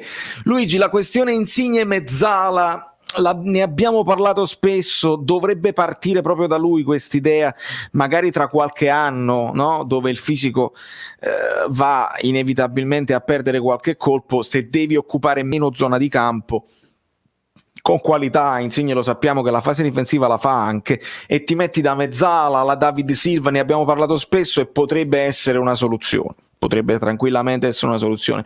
Lozano-Osimhen in avanti, è certo che è tanta roba da fermare in velocità, te ne perdi uno. A me Lozano piace quando parte dall'esterno e può tagliare verso il centro o anche sull'esterno, però anche lui ha le caratteristiche per essere lì da punta e far male alle difese. Si è accennato a Juve Sassuolo, ovviamente, io l'ho detta così, hanno perso alla Napoli perché stavano facendo il forcing finale e hanno preso il contropiedaccio. Meritavano anche qualcosa in più, bisogna essere onesti tranquillamente. Sei grande, Vale, non avevo dubbi che volessi migliorare, grazie mille tesoro, sempre migliora, perché poi non dimenticare mai il percorso, gli amici Bellini che ci hanno creduto, ma sempre studiare, migliorare, rinforzarsi, rinvigorirsi, rinfrescarsi. Finita l'Inter 0-2, grave non aver dato quel rigore all'Empoli, io lo sottolineò fino alla fine dei miei giorni. Andiamo a vedere se anche le altre partite, perché ovviamente siamo verso la fine. La Roma in vantaggio sul Cagliari 2-1, la Lazio in vantaggio sulla Fiorentina per 1-0. Chi ha segnato? Pedro, su assist di Milinkovic-Savic. E andiamo a vedere cosa succede. Ma non è meglio che Zielu riposi un po', vista la condizione fisica non ottimale? Per me sì, Luigi, solo che Spalletti ci ha detto che quelli che devono ritrovare la forma devono giocare. Dobbiamo capire cosa significa riposare, perché poi sappiamo che non è in una forma straordinaria, ha avuto delle noie anche fisiche, e magari per rivederlo in grande forma, in grande condizione, magari una giornata di riposo assoluto, però ne ha avuta una in Europa, magari però veniva dalla botta presa sulla Nakata e quindi non ha potuto allenarsi bene. Non lo so, magari non farlo partire dall'inizio, dove anche gli avversari sono belli freschi, farlo entrare, farlo prendere questi minutaggio facendolo entrare nei secondi tempi, e aggiungo io, più vicino alla punta possibile, perché secondo me anche a livello tattico, ne parlavamo con Salvatore del Caffè Napoli di Facebook, anche nella sua analisi dei numeri vediamo dove Fabian e Anghissà overperformano anche per colmare delle lacune di Zielinski, fanno il doppio dei chilometri di Zielinski. Allora devi capire perché, se loro stanno aiutando Zielinski che corre di meno, oppure se proprio Zielinski non ce la fa, o se Zielinski deve, per performare come l'anno scorso, stare sotto punta, dove era veramente letale. Ricordiamo la doppia cifra con Gattuso, cioè 10 gol e 12 assist, e quindi ma le statistiche delle simulazioni non lo so se ci sono, fanno parte, quella è Opta, quindi se Opta aggiunge anche questo numero risulta sicuramente. Insigne Osimhen come duo d'attacco io lo troverei semplicemente fantastico. Tra l'altro Insigne ci finisce, Davide, vicino ad Osimhen in alcuni frangenti, quando nel secondo tempo anche dell'ultima partita lo mette un pochino più vicino, Insigne segna quel gol in una zona che non è la sua, quindi quasi da sottopunta, da seconda punta in Coppa, quindi è chiaro. Insigne mezzala alla barella mi ispira, no Guagliù, cioè fluido più buffo. Vabbè, dai. Vediamo che succede sulla Nakata, la Nakara. Che ne dici di schierare Demme, Fabian, Elmas, Politano, Lozano, Mertens contro il Bologna? Quindi hai fatto riposare Insigne e hai messo Lozano a sinistra. Sì, può funzionare tranquillamente. Voglio solo capire se mi hai messo, perché immagino Mertens prima punta, quindi stai facendo riposare anche Osimhen, il che ci fa cambiare molto il modo in cui giochiamo. Con Mertens intravedo di più il 4-3-3 rispetto al 4-2-3-1, però poi alla fine veramente cambia poco. Si può fare. Erika, capo di ferro, ciao Valerio, sei forte, secondo me Zio deve fare un po' di panchina, e ci sta. Si risponde, questo penso stiamo rispondendo anche di Ancelotti. Un saluto dall'Inghilterra, Salvatore. Finita a Roma, Lazio-Fiorentina 1-0. Detto in silenzio tra me e te, senza che nessuno ci ascolti, siamo pochini. Insigne dietro Osimhen e Lozano Politano sulle fasce, come mi piacerebbe. Assolutamente sì. Le romane vincono e la Juve sta allegra degli allegri. Insigne da sottopunta con Politano a sinistra. A sinistra addirittura Politano. Ecco, Politano a sinistra l'abbiamo visto poche volte. Lì sarebbe molto più per i cross. Politano a sinistra col suo piede preferito per andare fino in fondo. A quel punto, al centro dell'attacco, preferirei Osimhen rispetto a Mertens, proprio per sfruttare i cross. Invece Politano è molto più a suo agio sulla destra. Il rientro sul sinistro lo sappiamo, siamo alle solite, però Politano quando lo fa, lo sapete quanto mi piaccia, quando va in fondo con il destro e risulta assolutamente imprevedibile, va col destro. Puoi abbonarti al canale per avere badge, vabbè, lo sappiamo, lo sapete. I saluti, amici bellini, vi siete fermati? Mi fermo io. A quanti stiamo? A quanti stiamo? Perché mi fermo io. È chiaro, lo so, è una infrasettimanale, lo so, molti stavano guardando le partite, lo so, non siete abituati a questi orari, lo so, però può essere pure che domani io non possa andare live. 218? No, quanti rumori, ma non ce la faccio più, non ce la posso, sono pochini. Grazie mille, Sal.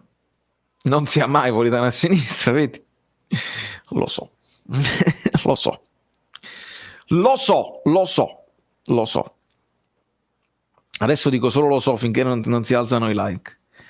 Insigne dietro Osimhen sarebbe ottimo perché vista la stazza di Victor Lorenzo che è minuto sarebbe nascosto e potrebbe sfruttare l'effetto sorpresa. A me piace, ora al di là delle cose così, perché mi ricorda anche un pochino il calcio vecchia maniera, no? Dove c'era la punta quella grossa e la punta più piccola scattante, e quindi però all'epoca si giocava pure un po' con libero, insomma, se il marcatore si prendeva la punta grossa in marcatura a uomo, poi quello piccolino poteva svicolare. Mi fermo completamente. Ci può stare, sì, però cioè, considerando i like preventivi, non lo so, vabbè, molti like poi stanno sulle altre piattaforme, io mi rendo conto, però se non mettete like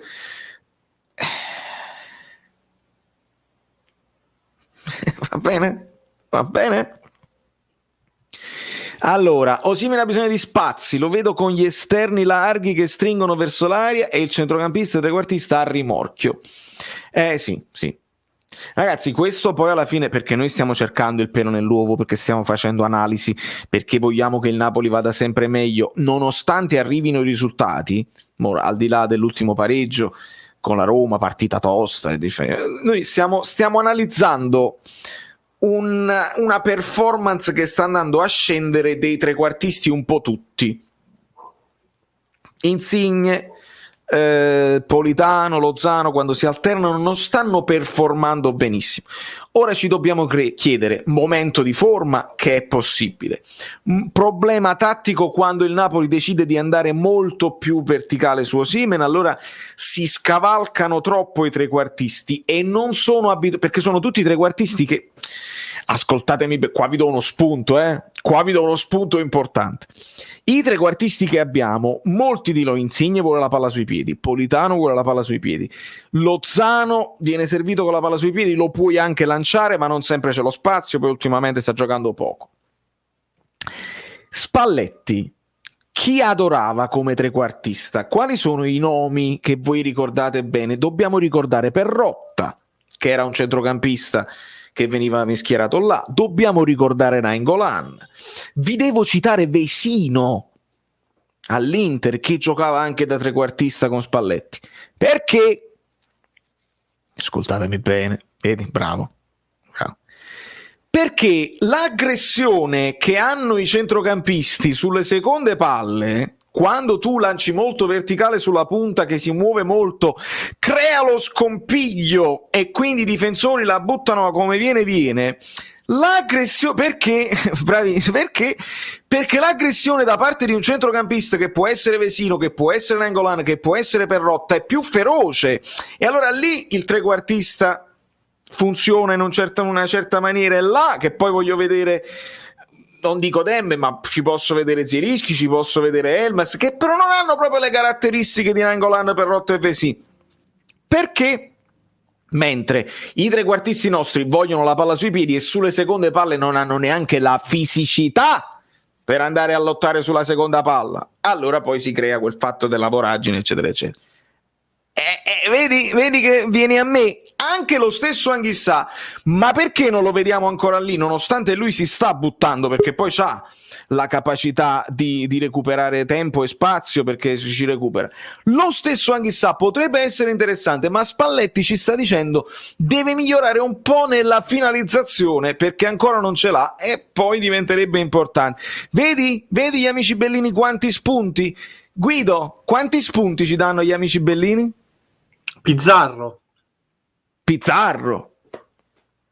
E quindi ci riporta a Demme, no? Sì, è stato un giocatore fondamentale per l'equilibrio centrocampo della Roma, spettacolari di Spalletti, che meritava di più, però è difficile vincere in piazze che non siano Torino, sponda Juventus e Inter e Milan. L'hai toccata subito pianissimo. Beh, no, ma fai bene, vai.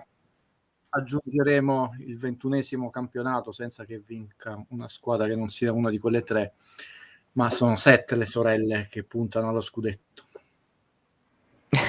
Non ci siamo. Una giornata come, insomma, io vi ho inquadrato il campionato quest'anno, aspettiamo la 13ª giornata, però ogni giornata che si aggiunge, se noi la aggiungiamo non all'anno scorso, agli ultimi anni, insomma, è abbastanza coerente. Infatti, tranne che non sei il Napoli di un allenatore perdente, è veramente difficile poi recuperare per lo scudetto, soprattutto poi quando hai tante squadre davanti e soprattutto quando hai un campionato zero competitivo come quello italiano, nel senso dove vincere con le altre squadre, per quanto uno le rispetti, sia chiaro, per quanto non sia mai scontato, e vedrete che nelle prossime 3 partite il Napoli non farà 9 punti, e non lo dico né per scaramanzia né per maleaugurio. Se dovesse farlo sarebbe qualcosa di eccezionale, e sottolineo 3 volte eccezionale.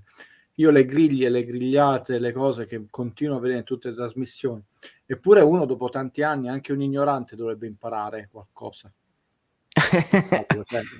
L'evidenza è abbastanza conclamata e conclamante. Vediamo, una giornata si sapeva, per quanto ci sono squadre che giocano molto bene come l'Empoli, però poi alla fine quello è il campionato italiano.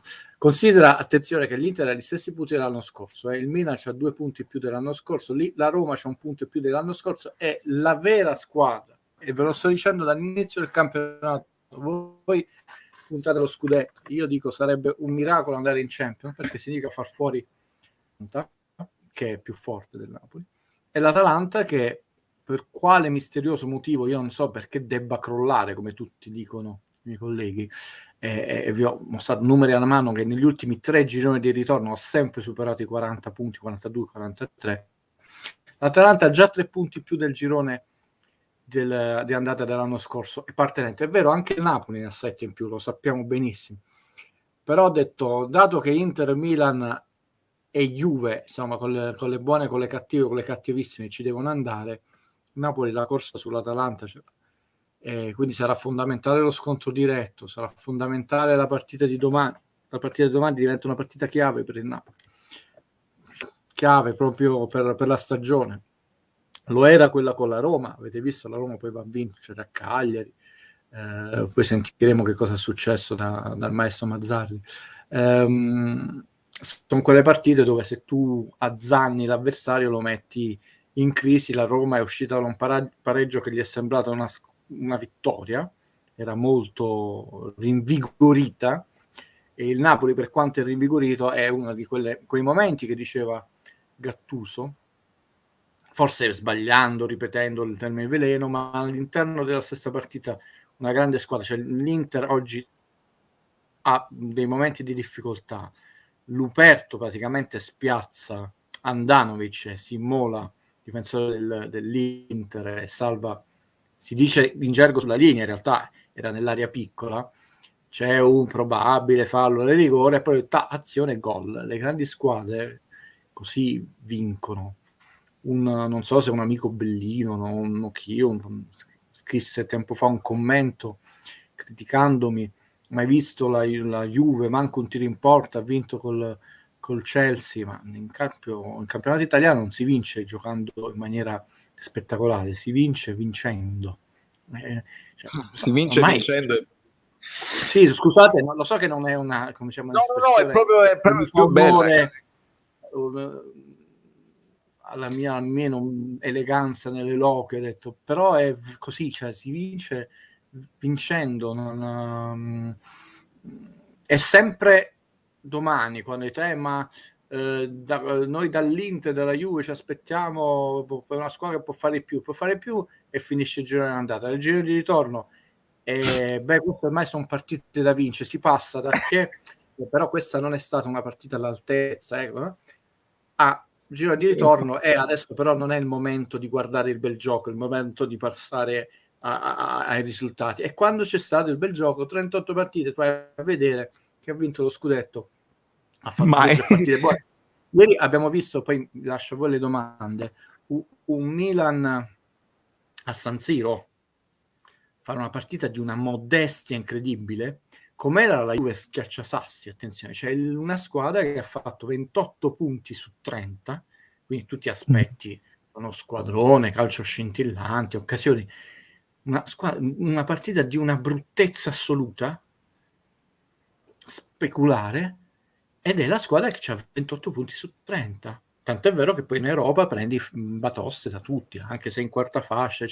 E quello è il campionato italiano, ragazzi. Cioè. E in passato noi abbiamo avuto la Schiacciasassi che diceva la Schiacciasassi, che però poi faceva figuracce. Quello è il campionato italiano. Ora, poi ciascuno lo analizza come vuole. Io sono neanche minoritario, non posso manco essere portatore di una scuola filosofica proprio di nicchia, sono portatore della scuola filosofica di una sola persona, però una sola persona che almeno non le sbaglia le valutazioni. Sei più un che unicum, no, più che questa cosa è una settimana interessante, sembra veramente che ci ascoltino, a parte che a questo punto comincio a pensare che c'è una linea diretta, come c'era per il telefono, ciao Fabio, della linea rossa tra il Cremlino e Washington, tra un genio come Spalletti, una povera persona come me, perché una volta, 2 volte, 3 volte, 4 volte, ma ogni conferenza stampa.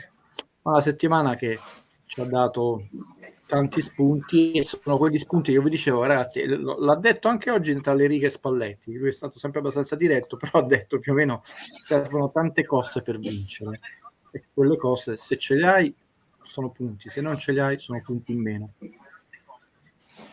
Grazie Guido. Allora, prima di tutto, ad esempio, scusa, io non sono, ha detto una cosa interessantissima Spalletti, che è una assoluta novità, e viene nel giorno dove c'è stato un litigio telefonico. Fammela dire questa cosa, perché secondo me è importante, sul VAR. Oggi in radio un giornalista di grandissima fama e seguito e un professore universitario, come sempre, si sono scherzati sull'interpretazione del regolamento del VAR, e addirittura il professore faceva notare quello che poi è la linea guida messa a supporto del VAR, e aveva un'interpretazione diametralmente opposta, e sono tutti e due tifosi del Napoli, pensate, quindi non c'è nemmeno lo scontro di faziosità, eccetera. Se 2 persone, e non c'è ironia in quello che sto dicendo, di estrema intelligenza, prima ancora che di cultura, e uno dei due di estrema preparazione tecnica nel diritto, interpretano in maniera diametralmente opposta questa norma, potete immaginare, cioè io oggi mi sono sentito rincuorato quando vi dico, a me non interessa sentire i 750 commentatori, arbitri, ex giocatori, ex allenatori, che valutano in 770 manco modi diversi il fallo di rigore. Una persona è quella che non è utile, che dovremmo sentire di ogni singola partita, no? L'arbitro che ha arbitrato Empoli, Inter, Roma, Napoli, cioè, perché lui ha deciso, quindi ti spiega che cosa ha visto, qual è il regolamento che ha applicato in quel momento, applicare o non inventarsi, interpretare, perché eventualmente perché ha sbagliato e uno non lo condanna, perché invece così diventa trasparente anche l'errore. Ma se 2 persone della stessa squadra, di chiara cultura e intelligenza, perché sono 2 persone molto intelligenti, e ripeto, non c'è ironia, cioè, hanno difficoltà a interpretare lo stesso maniera, significa, ragazzi, quindi immaginate, perciò abbiamo 3750 situazioni, e poi ci sta anche la malafede di alcuni commentatori, cioè, perché c'è, significa che la norma è scritta in modo tale da creare questa confusione. Certo. La vera domanda, invece di farci tutte queste pettinate, perché questa norma è stata scritta in questo modo? È chiarissimo. Non è un meteorite che è caduto dal cielo, io non lo potevo prevedere, e anche quelli, ci sono satelliti che lo prevedono, per dire, tu sei messo a tavolino dopo anni e anni che non volevi la tecnologia, perché è stata scritta in questo modo? Perché viene applicata in questo modo? È quella l'unica domanda, ed è ovviamente una domanda che crea, e non può essere diversamente, lo dice una persona sportiva e pacifica, oltre che confusione, purtroppo a volte anche litigi. Altra domanda, perché non la si riscrive in maniera pulita? Lì permetti, qui c'è l'ironia chiara ed evidente. Certo. Perché non si fa? Buonasera a tutti. Buonasera.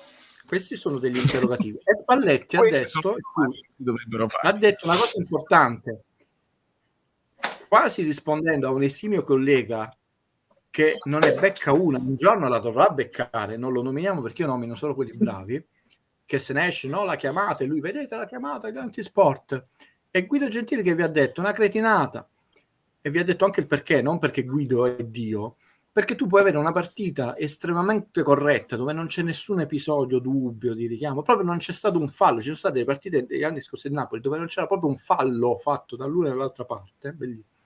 È una partita dove, perché il calcio è uno sport dinamico di contatto, ce ne sono stati 4, e che fai? Siccome non ne puoi chiamare più di 2, addirittura 1, e subentra non solo l'ansia della prestazione, ma Spalletti ha aggiunto, ma proprio il dubbio che faccio, adesso lo chiamo, ma era più quello più l'altro, ha aggiunto una cosa molto importante, che è tecnica, che è stata abbastanza dirompente, secondo me è passata sotto traccia. Ha detto: non lo devo chiamare io, non lo deve chiamare Giunto, non lo deve chiamare Insigne, ma in società dovremmo avere una nuova figura, quindi un ex tecnico del settore, quindi un ex arbitro, ex Guardalini, nominato anche i collaboratori di Guardalini, che conoscono, ha detto, questo passaggio e il regolamento, che ci fanno capire e conoscere un aspetto che casomai noi non consideriamo nella chiamata. È stato un passaggio fondamentale. Io ci direi, tu l'hai sottolineato nel tuo video, lo so, ti faccio i complimenti. Questo non l'aveva detto Guido, e quindi insomma almeno in questo non ci siamo letti nel cervello, ed è veramente un passaggio importante. E io dico, mister Spalletti, beh, a questo punto, anche se questa norma non è passata, chiedila questa figura in società. Andiamo avanti, cioè mettiamoci avanti rispetto agli altri, perché hai toccato un nervo interessante, nel senso che tu, e tra l'altro secondo me potrebbe essere anche una figura, guardate che quello che ha detto Spalletti, insisto, è fondamentale, potrebbe essere anche una figura, non dico di garante, ma da cuscinetto tra tutti questi arbitri sclerotici e permalosi, perché sai, se tu hai un ex collega a fianco che parla costantemente col mister lì e dice: se proprio il mister è intervenuto, significa che il mio collega ha detto: guarda, lì comunque fallo da terra, munizione. Quindi anche se ovviamente non passa questa linea guida, e secondo me non passa perché sarebbe troppo veramente dirompente, troppo intelligente come idea che ha lanciato, beh, io se fossi presidente della mia società vi ho detto: ecco, come Guardiola incominciò a inserire altre figure, c'è chi ha preso gli astrofisici del Liverpool per calcolare azioni, percentuali, cioè, non è che nessuno ti impedisce comunque di dire: secondo me il mio staff ritiene che questa figura, come può essere lo psicologo, c'è stato nel campionato di basket, prima non c'era il dietologo, cioè, può essere utile a tutti. Quindi questo è un passaggio importante. Chiarissimo. Questa domanda conservatela, perché adesso che c'è Fabio voglio dare spazio a lui. Facendo due conti, pensando a quello che dice il grande Guido, io direi che la Juve dovrebbe essere fuori dalla lotta a scudetto. Non sto dicendo che lo vinciamo noi, pompieraggio always, però l'abbiamo già sviscerata questa cosa nella tranquillità, lo vedrete più in là. E riprendo la domanda di Fabio Versati, ma falla a voce perché non c'è problema. Ciao Fabio. Allora la leggo, diciamo così. Faccio prima. Guido, credo che... No, vabbè, se la legge magari mi risponde lui, che poi dopo magari voglio fare un commento alle parole di Spalletti, perché sono d'accordo in parte su una figura del genere in società, e poi ti spiego perché. Aspetto prima la domanda, cioè la risposta di Guido, perché è una domanda più tecnica. Quindi... È vero quello che dici, perché noi stiamo giocando un po' meno rispetto a quando giocavamo con Gattuso sulle sovrapposizioni, sulle fasce, e forse anche per questo il Napoli, anche non solo per questo, sta prendendo pochi gol, cioè, ha trovato un buon equilibrio per cercare di essere comunque propositivo, portare molti uomini nella metà campo avversaria, però prendere poche imbucate.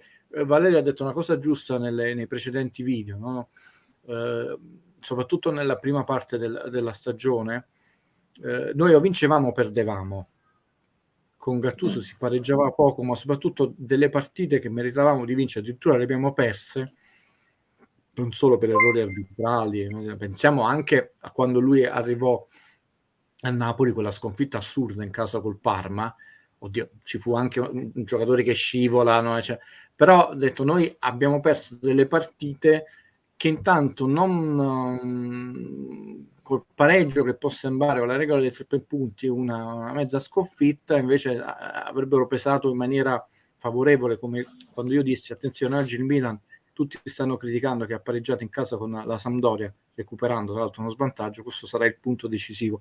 Non è che li puoi pareggiare molti, però ci sono delle partite che intanto tu blocchi l'avanzata dell'avversario. Questa estrema dicotomia tra vittoria e sconfitta è importante. È uno delle chiavi di lettura è proprio questa tendenza dei due terzini a spingere di meno in sovrapposizione, perché comunque ci sono inserimenti dei centrocampisti. D'altronde la Roma aveva un centrocampo veramente scoppiettante, poi aveva un genio come Totti là davanti, De Rossi, Tommasi, Perrotta, sì, che male non fa, e infatti secondo me lui sta cercando di recuperare Zelinski, perché il fattore Mertens, io spero, non è che abbiamo certezze, si scatenerà se proprio non entra in forma, e quindi quella dovrebbe essere il nostro jolly da qui a febbraio. Però serve ritrovare Zelinski per il lavoro che dicevi tu, anche perché abbiamo una sorta, chiamiamolo, di sesto uomo del basket, che lo è un po' con tutti gli allenatori, quindi significa che delle qualità ce le ha, nonostante le critiche di alcuni colleghi, che è Elmas. Elmas comunque sui 400 minuti li ha fatti, e vedrete che il suo spazio se lo ritaglia, perché poi ha fisicità per il lavoro che vuole fare Spalletti al centro. Elmas è molto dinamico. Come dicono quelli bravi, c'ha gamba. C'ha la gamba piena. Ringrazio Tore Falanga come sempre. Più applichiamo metodo scientifico e meglio è. Questa me la sposo sia sull'analisi con l'app, che altri amici che ci stanno aiutando, sia proprio quello che diceva Guido su Spalletti, mettere le competenze, no Guido? Questo si aggiunge alle competenze, cioè staff che si occupa dei calci piazzati, staff che si occupa della difesa, staff che si occupa degli episodi arbitrali, quindi uno che ha fatto questo di mestiere e che ti dice: guarda, io quando eravamo in campo noi ci dicevano che quello fortuito che stanno in volo e struscia il polpaccio non lo chiamavamo perché non lo riteniamo. E allora uno pensa, non protestiamo su questa cosa qua, ma protestiamo su quello che abbiamo visto pochissimo, per esempio Rui Patricio su Osimhen, che non abbiamo visto nemmeno tanti replay. Quindi questa è le competenze, quindi ringrazio Tore. Do la parola a Fabio per quello che voleva dire sulla conferenza di Spalletti, e Guido risponde su quello che dirà Fabio, e mi date un minuto, vi lascio in buona compagnia perché so che sapete come fare. Però hai detto una cosa quasi un pochino inesatta, vale, perché staff per questo, staff per quello, staff per quello significa De Laurentiis quando sono da cacciare, quindi non lo so.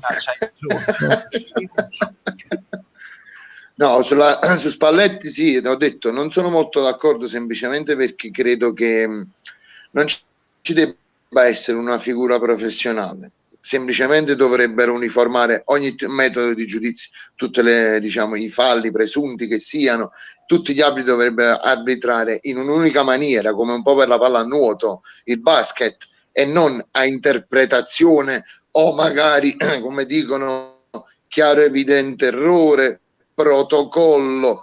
Queste sono tutte scuse per quanto mi riguarda. Non voglio essere né idealista né...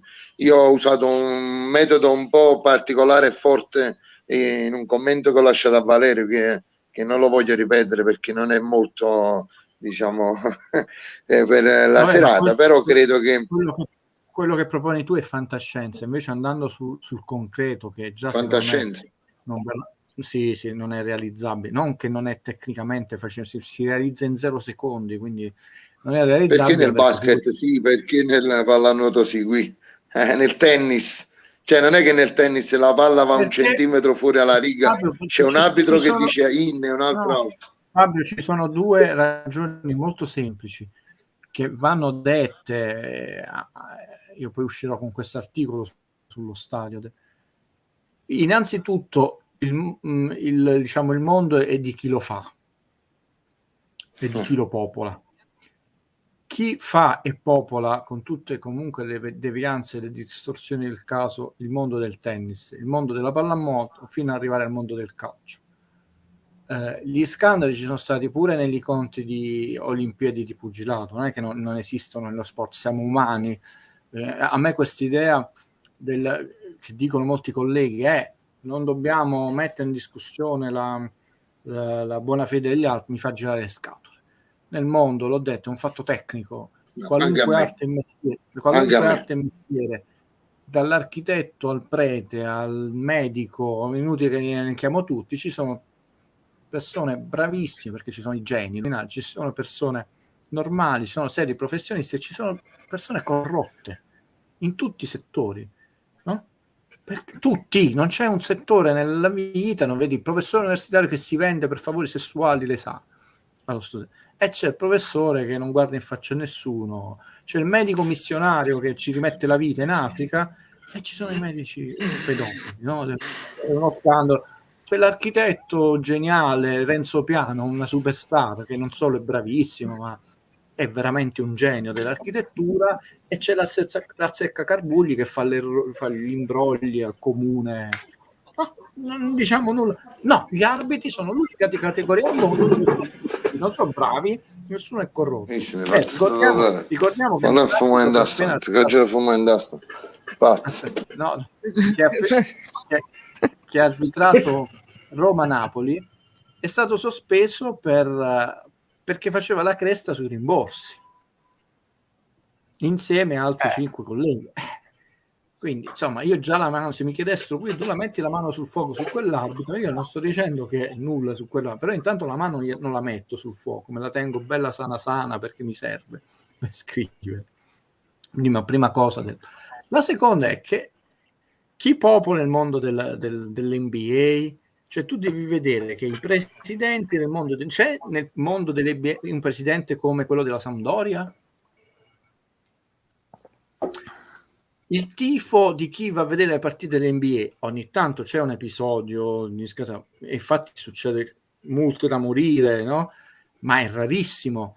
I commentatori, cioè il mondo dell'NBA, a prescindere da quelle giocate che sembrano di marziani, è un mondo che culturalmente è 8 universi diverso rispetto a quello del calcio, da chi gestisce quelle società e quindi tutte le componenti professionali di uno staff. Cioè, considerate che quando un giocatore dell'NBA, perché sta alle pezze, no? Come ragazzo, decide di non finire l'ultimo anno di college per passare subito ai professionisti, no? E viene visto, però insomma, il ragazzo poteva finire il percorso di studi. Gran parte di quei ragazzi, anche se non faranno mai l'avvocato, come si chiama, comunque si sono fatti fino all'ultimo anno di college. Quali ragazzi in Serie A da Castello in poi si studia fino a 21 anni. Quindi, allora il paragone, come dico sempre, non può essere fatto tra esempi e quindi mondi disomogenei. È chiaro che poi un mondo del genere è gestito con altri criteri e quindi non puoi fare debiti a terremoto, perché le società di NBA non possono fare $1 di debiti. Cioè, devi avere degli standard enormi, no? Non solo il palazzetto di abbonamenti, hanno i terminal personali degli aeroporti, le squadre dell'NBA. Perché? Perché giocano, siccome noi ci lamentiamo, ho letto un commento che Napoli doveva uscire, un commento del mio collega, doveva uscire dalla Coppa perché è tornato, sì, poi tu mangi il giorno dopo alle 12, ti alleni. Nell'NBA giochi una regular season di 82 partite. 82 partite e i playoff sono al meglio delle 7. infatti loro, proprio perché non devono perdere tempi, no? Ormai hanno gli orari personali, i terminal personali e tutto uno standard, così come il football, che comunque ha una stagione più ridotta e quello che vuoi. Il mondo del calcio è un mondo, dal tifoso purtroppo a molti presidenti, rozzo, è ancora al tempo della pietra, è ancora il cavernicolo, e se non si eleva anche nei commenti dei tifosi che ragionano solo con la pancia, perciò poi è chiaro che io avrei molto più seguito e successo se dico le solite banalità, verrei invitato con tutti gli oneri del caso, come viene invitato quello là dell'Inter che si è fatto una carriera spaccando i piatti su YouTube, no? Pure io lo conosco, cioè. È grave, perché nell'NBA ti fanno un pernacchio se uno si mette a spaccare quelli che fanno tutti gli schemi, tutti i mismatch, come tu hai attaccato il pick and roll, è altro che spaccare i piatti. Quindi il punto ed è un lavoro lungo che va fatto, cioè il mondo del calcio, quindi il mondo del calcio, dall'ultimo tifoso al presidente, non tutti, non è che voglio, però sui grandi numeri deve ancora studiare parecchio, diciamo così, cioè acculturarsi, emanciparsi, uscire dalla caverna. Voglio dare la parola al buon Tore. Sì, Fabio, nel frattempo questo messaggio volevo rispondere un attimo, capite? Buonasera Tore. Pierpaolo Avino frequenta molti canali, gli unici che parlano di arbitri, cioè quindi proprio falso, sono sempre i tifosi del Napoli. Io mi vergognerei al posto vostro. Signori, ci dobbiamo vergognare. Ti vuoi vergognare? Tore, ti do spazio dopo, facciamo vergognare a Fabio prima. Sto vergognando.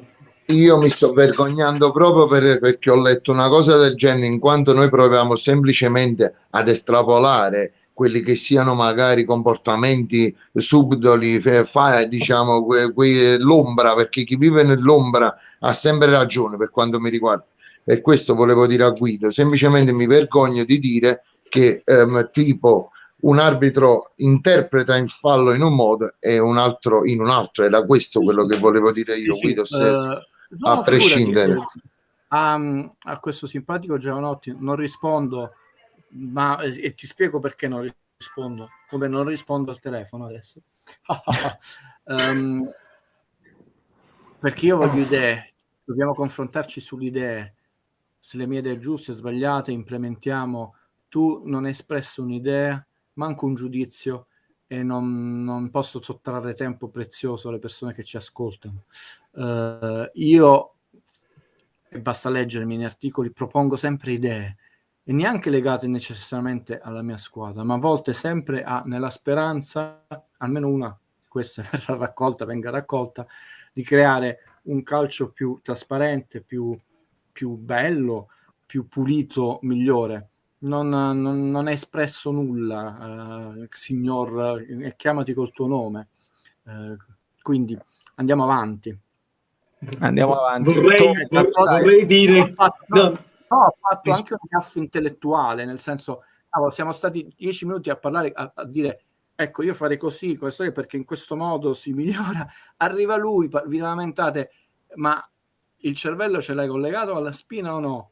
Tant'è vero che è Bluetooth, non stiamo parlando di un episodio, questi episodi favoriti, stiamo parlando di come migliorare il sistema per renderlo più trasparente, equo. Quindi concentrati quando ti colleghi sul canale di Valerio, concentrati. Get focused. Comunque, nella non risposta, Guido ha una risposta. Vai Tore. No, non mettete solo me, vi prego. No. Volevo soltanto dire che nella non risposta Guido ha risposto. E ha risposto pure molto molto bene, devo dire. Avete... La mia curiosità, avete già parlato Tore, non puoi paragonare i due mondi. Nell'NBA gli arbitri hanno le cuffie, come anche sono dotati in Italia, però quello che decidono viene comunicato via altoparlante al pubblico. Quindi l'arbitro dice: io ho visto questo, basta, fine. Quindi infatti non esistono le moviole, perché tu non puoi dire ma lì era rigore, quadrato, cosa eccetera. L'arbitro ti ha detto: ho chiamato fuori gioco, fine. Vedi, si risolve tutto in real time, proprio subito. Ecco, quella è via. C'è un ritorno, attore. Bravo, andremo in pizzeria con i tuoi soldi, anche perché io non ne prendo. Quindi non è che non c'è la tecnologia per fare una cosa del genere. Io sono per questa soluzione. Infatti continuo a dire: a me interessa che parli l'arbitro di ogni singola partita con molta calma, come c'è la conferenza dopo di Mihajlovic e di Spalletti, l'arbitro con molta calma. Questi sono stati gli episodi, ve li spiego così impariamo tutti meglio il regolamento. Qui ho sbagliato, raga, ha sbagliato Insigne rigore, ho sbagliato pure io. E nessuno dice: ma hai sbagliato perché favorisci quella squadra. No, ho sbagliato perché ero coperto, perché ho valutato male, perché quelli vanno veloci, raga, non è che vanno uno all'ora, ma finito, bello. E io vi ho detto, sono sicuro che dopo un campionato alla lunga è un fatto naturale, gli errori cominciano a diminuire.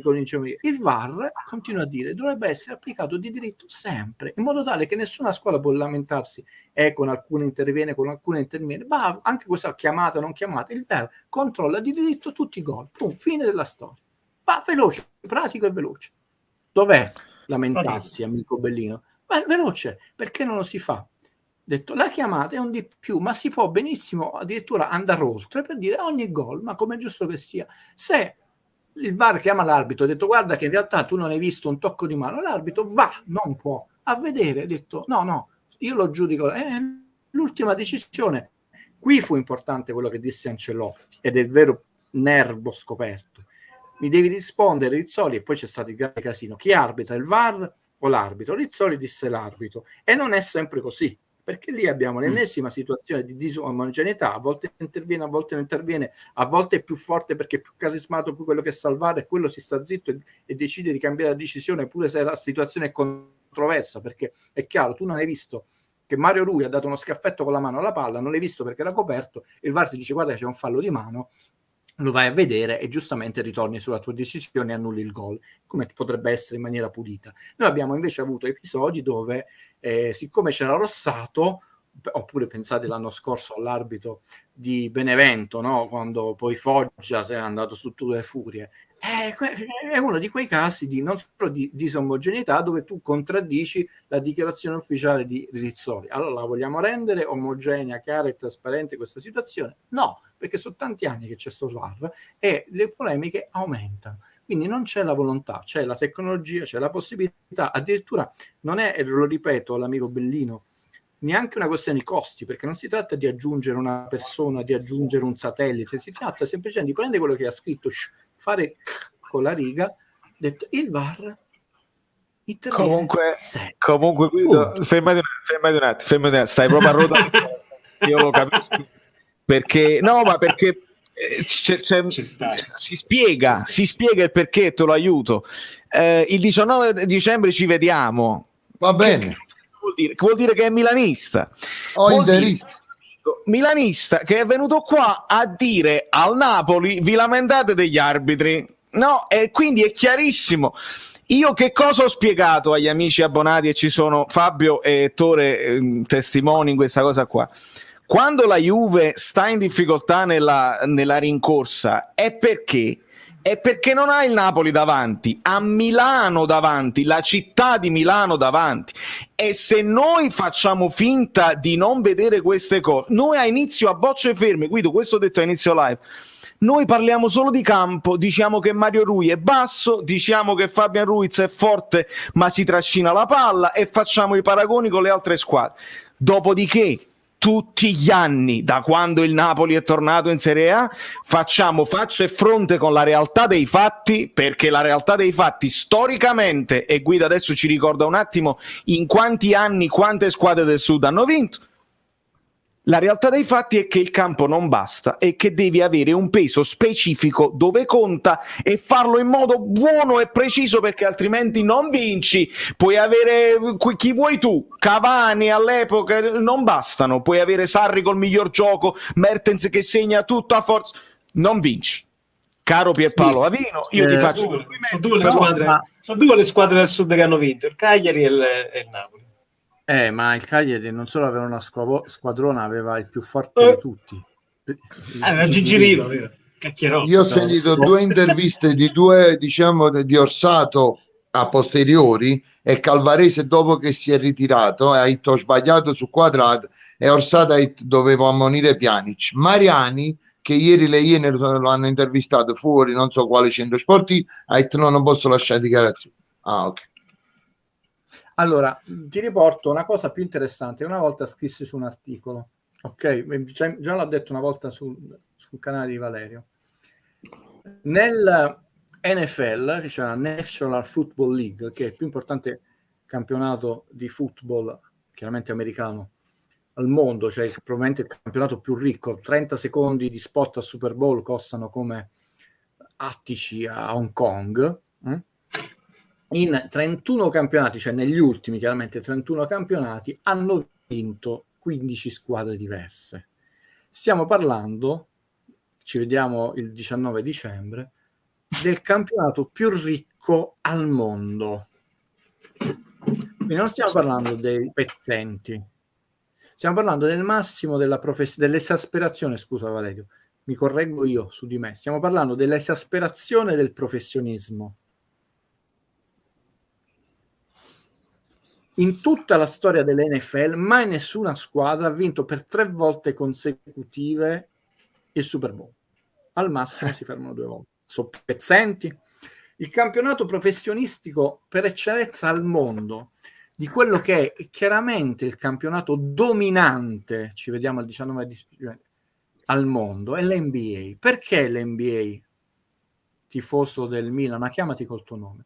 Perché l'NBA era una lega di 20 squadre, una lega privata, non è il campionato nazionale americano e non è un campionato nazionale o riconosciuto in maniera internazionale. L'NBA ha sempre avuto delle regole diverse da quello che è il basket internazionale, che si chiama, sotto l'egidia dell'equivalente della FIFA, si chiama FIBA. Quindi tutte le società di basket, quelle italiane, le slave, che erano fortissime, la Jugoplastica, dove c'era Tony Kukoc, l'allenatore preferito, giocavano con tutto il mondo, giocavano con delle regole. L'NBA con sole 20 squadre giocavano con regole diverse. Infatti, quando gli americani, che non giocavano con i professionisti, ma mandavano i ragazzini nel college alle Olimpiadi, giocavano con le regole della FIBA. Il mondo, amico Bellino milanista, il mondo, senza che ci sia stato un protocollo o nessuno che li ha obbligati, ha cambiato le regole per cercare di diventare più competitivo, perché questi ci mangiavano in testa, cioè chiamavano i ragazzini, è come se noi prendessimo dei ragazzini universitari italiani e li mandassimo alle Olimpiadi. Perderebbero dopo 20 secondi 50-0, è ridicolo, e questo facevano gli americani. Poi hanno perso, gli hanno girato le scatole gli americani di perdere, hanno mandato la famosa Dream Team e giocando così con la mano dietro la schiena, dopo 30 minuti già erano avanti di 40 punti. Perché è dominante l'NBA, cioè quindi è uno sport, è un campionato che ha fatto cambiare le regole di tutto il mondo. Questo nel calcio non è avvenuto, di nessun campionato. Nell'NBA negli ultimi 31 anni, sono gli ultimi 31 del campionato italiano, hanno vinto 12 squadre, di cui solo i Lakers di Kobe Bryant hanno vinto 3 anelli di seguito, 2000, 2001 e 2002. Poi sia Golden State che altre volte si sono fermati a 2 anelli. E in tutta la storia, escludendo gli anni 50, che erano altre regole, anche il tiro a 3 punti, diciamo, da quando sono cambiate all'interno dell'NBA le regole, perché in quegli anni dominarono i Boston Celtics, perché sono dice i Boston Celtics 8 titoli, cioè in tutta la storia solo Chicago, manco farla apposta, Phil Jackson e Michael Jordan, e i Los Angeles Lakers, Phil Jackson, head coach, e Kobe Bryant hanno vinto 3 titoli.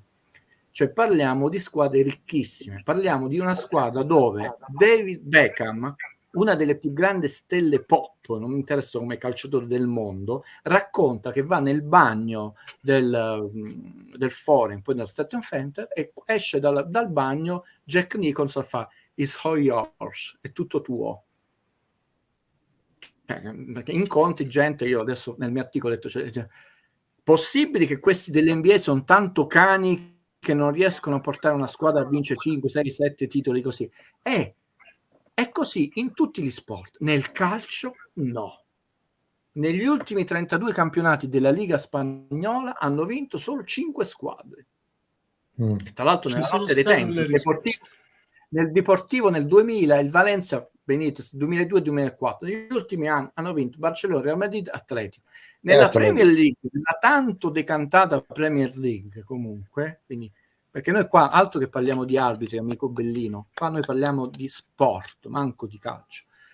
Nella Premier League hanno vinto negli ultimi 29 campionati, 29 perché è cambiato la Lega e quindi non posso fare l'esempio omogeneo 30. Quando adesso si chiama Premier League e non First Division. Esattamente, hanno vinto 7 squadre. Sì. In Bundesliga 6 squadre.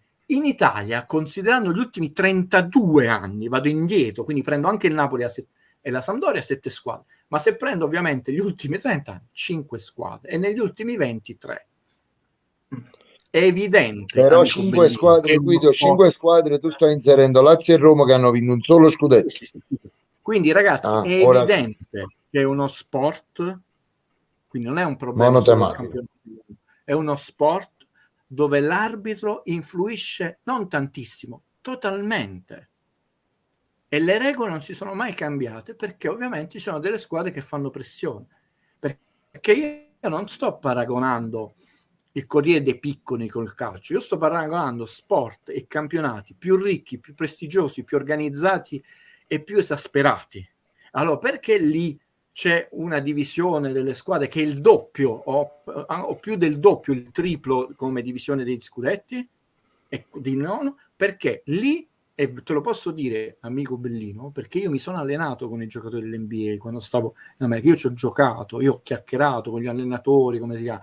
Io ho detto, ho scritto un articolo, io nell'NBA ho parlato di donne, di vino, di sport, metodi di allenamento, di macchine, di casa, di ville, di star, di palazzetti. Una cosa che mi raccontarono, ed è vero, che il mitico Boston Garden aveva prima che venisse buttato a terra di fatto, aveva delle zone del parquet dove il pallone rimbalzava male. Ma loro erano talmente, i Boston Celtics, conoscevano talmente bene il loro terreno di gioco che loro non solo sapevano dove rimbalzava male, ma portavano gli avversari a pressare lì per recuperare il pallone. Abbiamo parlato con i giocatori di tutto, amico Bellino. Sai che cosa non ho mai affrontato come argomento? Gli arbitri. Non gli interessa, non ne parlano, non chiedono, Aggi, ma chi arbitra? Perché tu lì vuoi vincere contro l'avversario, vuoi essere il migliore, vuoi quello che schiaccia in testa, si è tolta la soddisfazione di schiacciare in testa a LeBron. Tant'è vero che il gioco a uomo loro non avevano la zona perché è tutto esasperato sul fatto che devi essere il migliore. Come posso dire, la variabile arbitro loro l'hanno tolta dall'inizio, il che non significa che non c'è stato qualche volta un errore, ma si va avanti. Invece noi siamo nel 2022 ormai e ancora non capiamo come una regola dovrebbe essere applicata, non interpretata. Perché però ci sentiamo i più importanti, i migliori, non siamo i migliori perché ci sono tantissimi sport e sono tra l'altro molto più ricchi perché solo Milan, Inter e Juventus negli ultimi 2 manco finiti campionati hanno accumulato 996 milioni di euro di debiti in più. Nell'NBA ti avrebbero preso a calci nel sedere e detto tu non puoi stare in questa lega perché detto vincono le più forti, no, vincono le più indebitate che ovviamente fanno una pressione. Quindi il problema, e chiudo, oggi sono stato lungo, però non è della Juve, dell'Inter, il problema è del calcio. E quando Maradona lo capì e lo portò a conoscenza ci ha rimesso la carriera. Ma io parlo pure per esempio stasera, no? Posso? Un esempio proprio lampante. Io ho visto solo il primo tempo della partita della Juve. Si è fischiato 2 o 3 falli al Sassuolo. Sono andato a vedere le statistiche nel secondo tempo, 8 ammoniti, 7 ammoniti il Sassuolo. Cioè, perché? Perché poi diceva Dybala faceva pressione sull'arbitro. Vabbè. Ma anche oggi che esce la notizia dei 42 casi su 62 di plusvalenze. Quello che ti volevo portare. Era Perché la mia domanda iniziale. eccolo qua, Prego. situazione arbitrale con il messaggio di Neapolis che saluto. Serve una rivoluzione sulla cambiare le regole e portare gente giovane sui campi di Serie A, ma se la Lega FCC continua a essere comandata dai dinosauri, questi sono i risultati. Oltre proprio come abbiamo detto prima, cioè le regole devono essere non interpretabili, perché altrimenti siamo punto a capo. E la domanda di Tore, non so se era la stessa, ma insomma avere una spiegazione sul fatto che adesso è uscita questa cosa, sta per scoppiare la bolla delle plusvalenze, quando poi sono anni che stiamo vedendo queste cose così, e adesso improvvisamente Napoli indagato. Verosimile. E Muratore, e Rovella, e Arthur. No, ma più che altro, cioè, volevo chiedere a Guido se è già possibile capire a cosa eventualmente il Napoli potrebbe andare incontro, ammettendo la situazione la situazione negativa possibile. Insomma. Ottimo. Tutte le squadre potrebbero andare incontro a un deferimento federale, ma no, non credo nemmeno a possibile, a parte non è mai successo in questi anni, hanno fatto cose schifosissime di punti, penalizzazioni. Tra l'altro è una situazione talmente ridicola, perché prende in considerazione più campionati, che dimostra la fragilità non solo di questa diversa velocità con cui agiscono ovviamente degli organi anche di controllo e lo sport, perché dal mio punto di vista, ovviamente, se tu adesso anche sanzionasti o dici no, quel passaggio del Inco Pallino, non diciamo manco una squadra che è avvenuto 3 campionati fa, vabbè, ma adesso che fai? Anche se penalizzi adesso una squadra, comunque quella squadra non si sarebbe classificata per la Champions, quella Champions non avrebbe potuto fare degli investimenti, oppure sarebbe retrocessa. Nello sport la tempistica è importante. Io ci ho scritto un articolo sulle scuse di Ossato, ho detto insomma ci vuole anche, cioè, le scuse nella vita sono sempre ben accette se sono sincere, ma un professore americano mi insegnò, ha detto che le scuse sono in 3 parti: scusa, è stata colpa mia, e la terza, che è la parte più importante, che cosa posso fare per rimediare a ciò? Che cosa posso fare per rimediare dopo 30 anni o 3 anni o anche solo un campionato sportivo? Quella non è stata proposta. C'è la tenatura di coraggio a Roma invece di fare rimediati. Però siccome io sono propositivo, magari veramente si mettesse un punto fermo e adesso si facesse sul serio. La mia impressione è un'impressione, non nessuna condanna, però lì la vecchiaia, i capelli bianchi. Ma adesso cambiamo, no, mai più, ma non più le multiproprietà dei giocatori perché si facevano imbrogli, mai più. Ogni promessa che è stata fatta, siamo andati sempre peggio.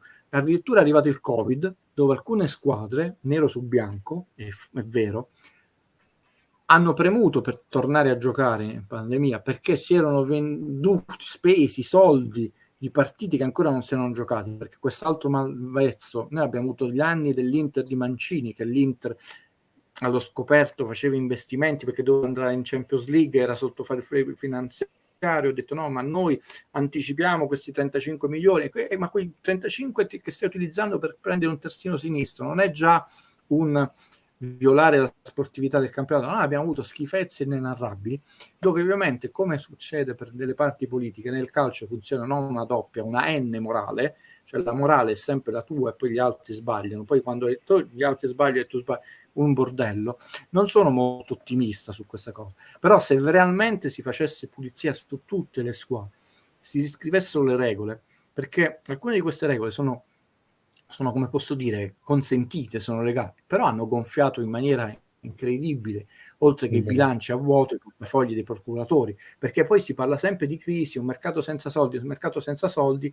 Io che me ne studio queste cose, andate a vedere la curva dei soldi spesi per le percentuali dei procuratori, non è una curva che va così, è una curva che va così, E quindi questi famosi soldi ci sono o non ci sono? Beh, per alcune categorie e per alcune squadre questi soldi si trovano sempre. E tra l'altro quella delle percentuali legittime, detto, io lo dico sempre, sono soldi che non vedete in casa. Vi cito, cari tifosi juventini, non perché, come dice Rita, siamo ossessionati, io poi non sono ossessionato da niente, manco dal mio amato cinema, però quando tu sei leader nel bene e nel male e detti delle regole, ti prendiamo come esempio, la più alta percentuale pagata per un giocatore fu quella di Pogba, no? Prima di arrivare a Cristiano Ronaldo, che fu, non mi ricordo se 25-24 milioni di euro. Ovviamente la Juve scrisse più una villa a Miami, Guido, più la villa di Miami, grandissima plusvalenza, avevano inserito pure questa qua. Quei soldi in realtà non possono essere né ammortizzati, noi facciamo la lezioncina da valere sul bilancio e comunque non vanno alla Juve, mandavano direttamente, bontà per lui, a Raiola eccetera, no?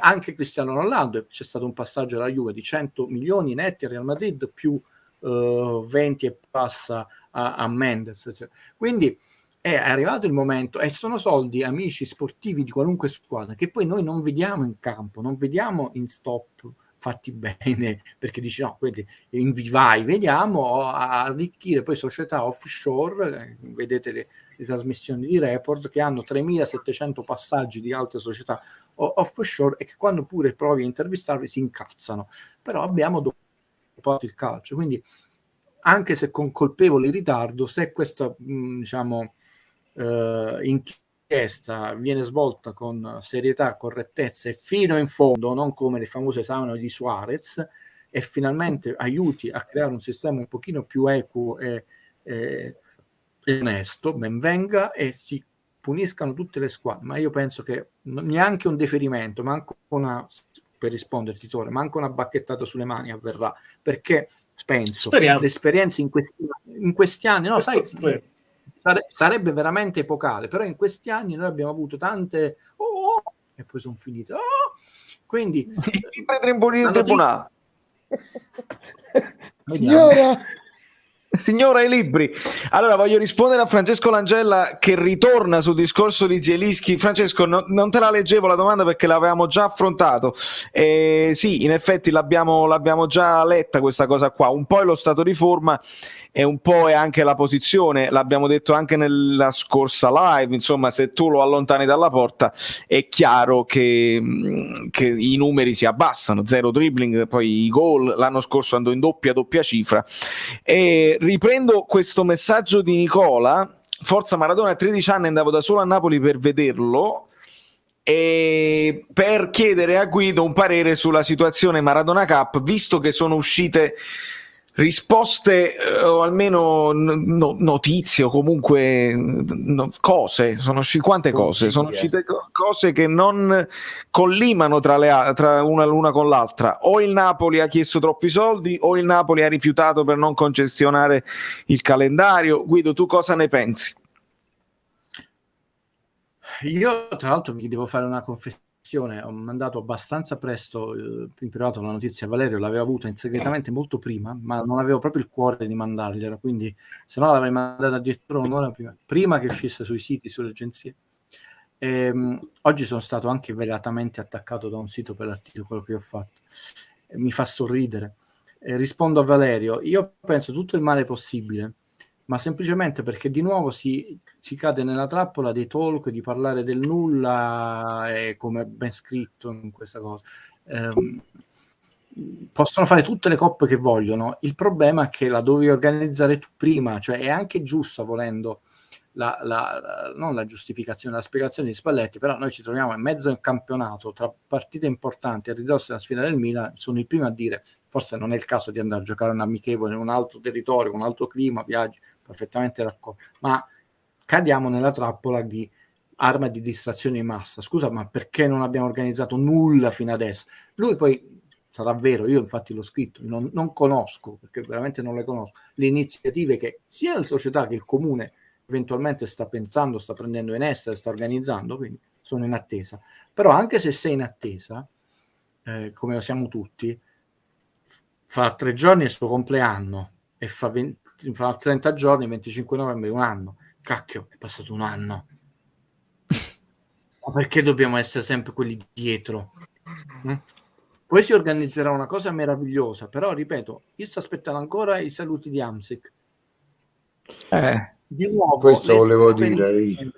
Di nuovo, e rischio veramente di fare l'antipaticone nel canale di Valerio. Di nuovo, l'esperienza, le delusioni, le ferite, perché non è che io voglio rubare sogni a nessuno, di alimento io nella mia vita dei sogni, però le ferite pesano, no? E dico, ben venga, dovremmo cominciare a recuperare pure quelle, cioè non è che quelle poi passano in cavalleria. Sta di fatto che, e mo ti dico una cosa dura però Valerio, che farà arrabbiare tante persone. Vai. Finiamola di considerare questa non solo esclusività, ma linea quasi di priorità di diritto, di sangue, cioè di Maradona. Ormai Maradona è morto e da molti anni aveva lasciato Napoli, tra l'altro in Italia per la vessazione del fisco, poi c'è stata finalmente la sentenza definitiva che ha capovolto che l'ha scagionato definitivamente. Diciamo, Maradona ormai è un personaggio del mondo. Cara Napoli, e lo dice uno che era un bambino quando è venuto a Napoli, ciao, non è tuo, non è nostro. Anche i commenti che ho letto di tutti i miei colleghi, potete fare cose che volete, ma il cuore lui avrebbe voluto, no. Allora, cari colleghi, Maradona non ha avuto neanche la partita di addio della sua carriera al San Paolo. Allora devo dirtela questa cosa, Valerio. Io sto aspettando ancora la partita di addio. Nel frattempo è morto. Guido, io sai come l'ho vista questa cosa? È morto. ADL con Napoli del passato. Coppa di Maradona non frega niente. Vorrei incominciare a rispettarlo. E incominciare a rispettare. Io l'ho sempre rispettato. E rispettarlo significa non scrivere mi censuro per non dire una parolaccia. Lo so, ti farò prendere tutti i dislike. Per la verità, no, non è più nostro, è del mondo. Perché è brutto autocitarsi. Sapete, Juventini, Interisti, potete mettere tutti i calciatori che volete, Pelé, Ronaldo, Messi. Maradona non è stato il miglior giocatore del mondo, è stato lo sportivo insieme ad Ali più rivoluzionario del mondo. Considerarlo un calciatore bravo, il migliore, è ormai riduttivo per tutto quello che porta, anche nella tragicità umana, nelle sue battaglie. Si considera Maradona un calciatore che faceva cose meravigliose e poco. Perché mettetemi Ronaldo, le sue ville, le sue macchine, Maradona. Come ha detto Kusturica, che cosa devo raccontare su Ronaldo? No? Cioè non puoi metterli sul piatto della bilancia. E proprio per questo ho detto ormai Maradona è mondiale, tant'è vero che hanno messo la statua e quindi quella sarà una statua che è arrivata prima di Napoli, forse sarà più bella di Napoli, ed è nello stadio in altura più alto del mondo, quello lì in Argentina là. Ho detto manca la statua, addirittura ci sono 2 inchieste della magistratura per infiltrazioni mafiose sul comitato scientifico per scegliere la statua di Maradona. Incominciamo a rispettare sto ragazzo, perché per me uno sportivo rimane sempre giovane ragazzo, incominciamo a rispettarlo nella morte così come non l'abbiamo fatto in vita. È bella, è un punto di vista che non abbiamo sentito da nessuna parte, anche questo. Io ne facevo anche un discorso un po' anche di opportunità, proprio al di là di quella che è la memoria di Diego che va rispettata, e tu hai ragione, ma è anche elevata quasi a livello di eroe classico. Ma sì, ma perché così?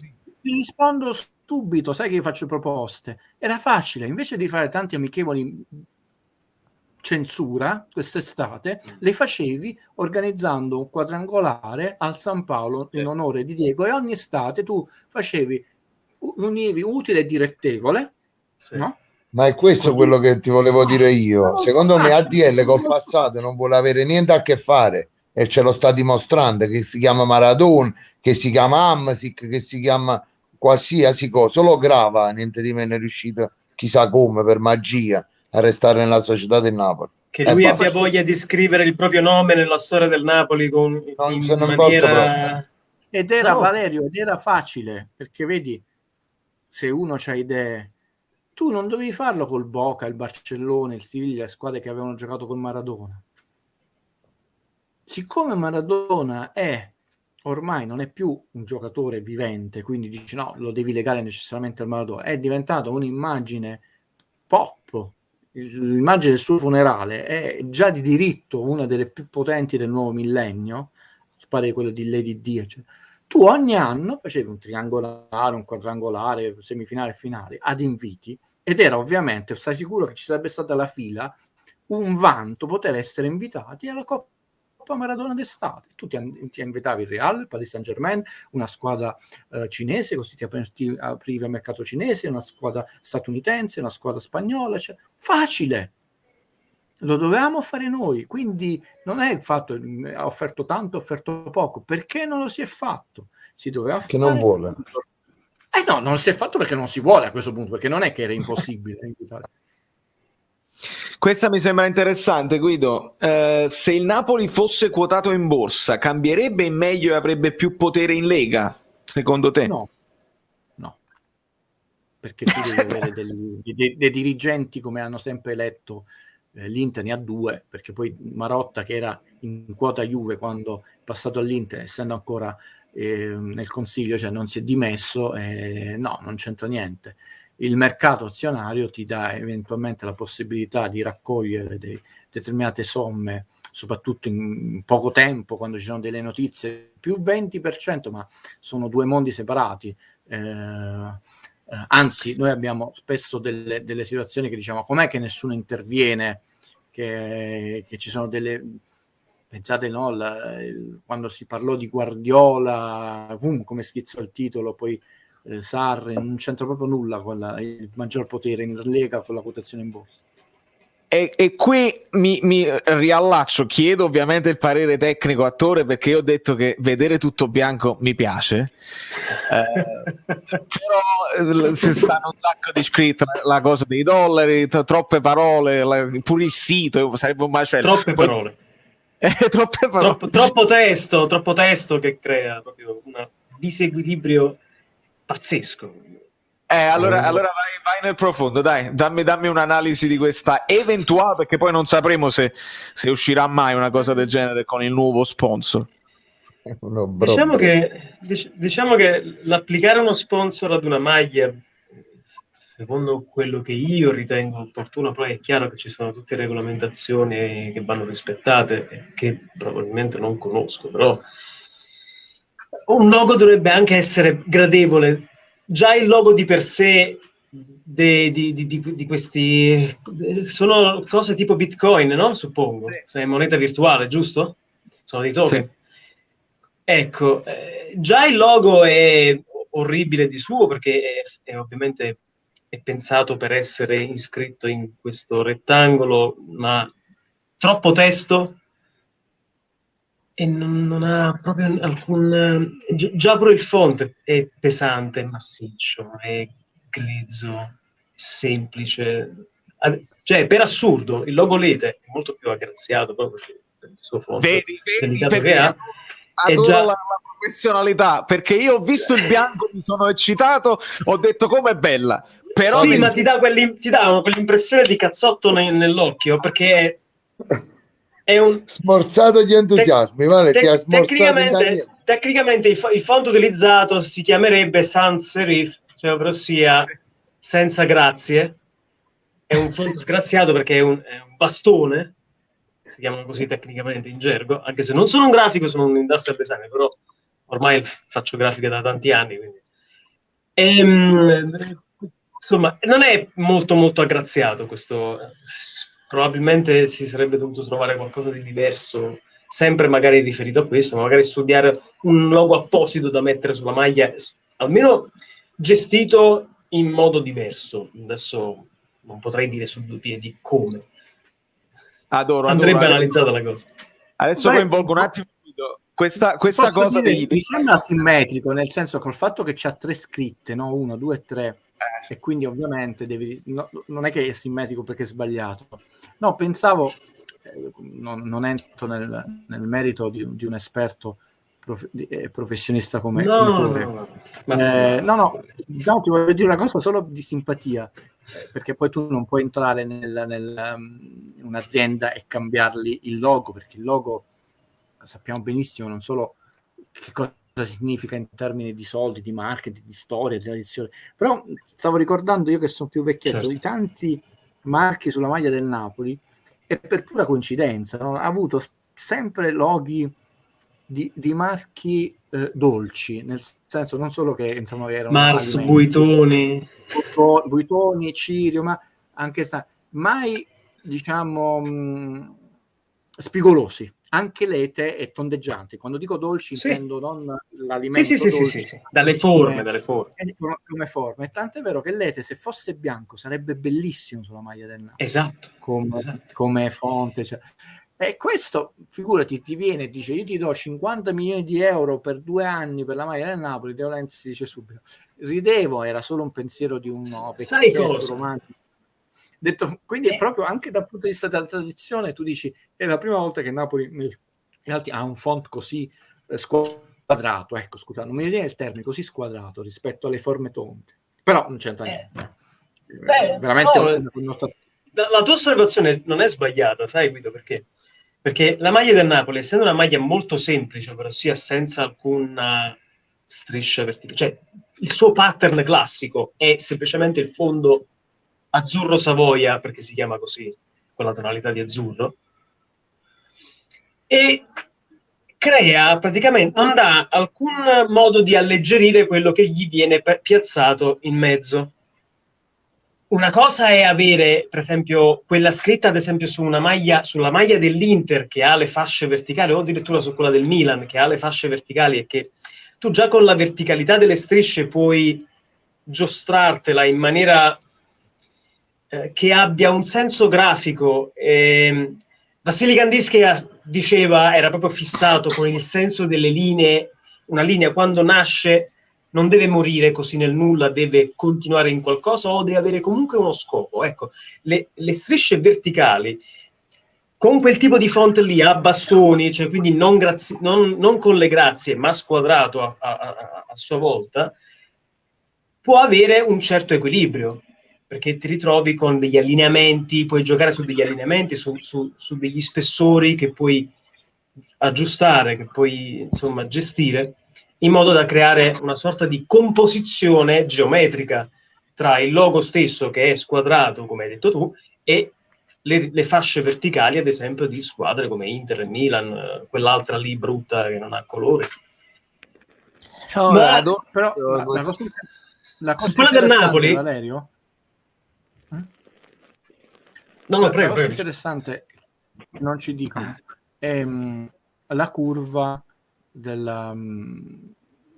quindi lo scostamento rispetto all'anno precedente della vendita della maglia del Napoli e delle varie edizioni e delle varie in casa, fuori casa, quella speciale, perché poi ripetiamo, può essere bella e brutta eccetera, ma può anche essere bruttissima, ne vendi 100 milioni nel mondo, cioè, perché poi alla fine quello che conta per la società, appunto, che generi merchandising, no? Che generi fatturato, profitto, e quello che io faranno ridere le mie idee probabilmente a chi ormai si è detto che utilizza il calcio come strumento politico. Io utilizzo il calcio come strumento sportivo, anche se è esercizio del potere,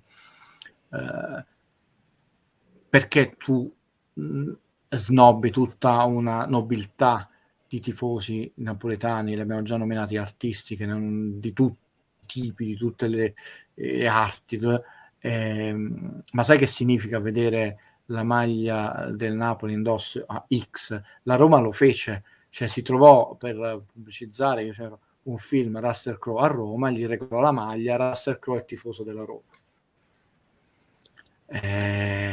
Quindi a noi mancano proprio le basi, cioè, giustamente Tore si arrabbia come sia se le ragnatele, le cose di ragnatele non coincidono con l'attaccatura perché sono sfalsate, è giusto, ma comunica scarsa attenzione al dettaglio e scarsa qualità. Sì, il mondo della vendita, il mondo che tu la vuoi fare una maglia speciale, tu la devi fare, e perché non fai il cofanetto, che ti arriva il cofanetto? Io la pago pure 300 euro, però ti rimane come cofanetto a tiratura limitata, cioè, se deve essere tiratura limitata, deve essere quella di oggi, deve essere realmente tiratura limitata e ci sono tifosi celebri,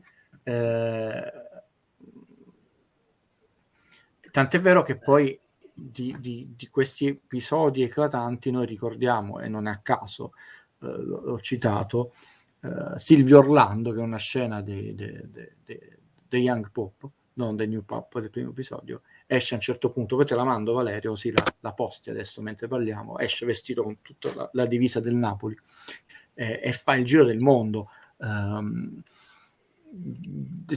Tutte le operazioni, qua si vede che vengono dal mondo del cinema, devono essere legate e creare plusvalore narrativo, altrimenti analizziamo il film, è bella la fotografia di quel film, però è staccata da tutto il resto, ecco. Quindi la maglia va curata nella realizzazione, chiaramente i materiali devono essere, come capitato, di nuovissima generazione, traspiranti, queste cose qui, deve avere una distribuzione il più capillare e semplice possibile, cioè non può essere un'impresa per una persona comprare una maglia dal vivo, da internet, che devi sbatterci 3.000 al giro del mondo in 80 siti, e poi va fatta anche un'operazione qualità.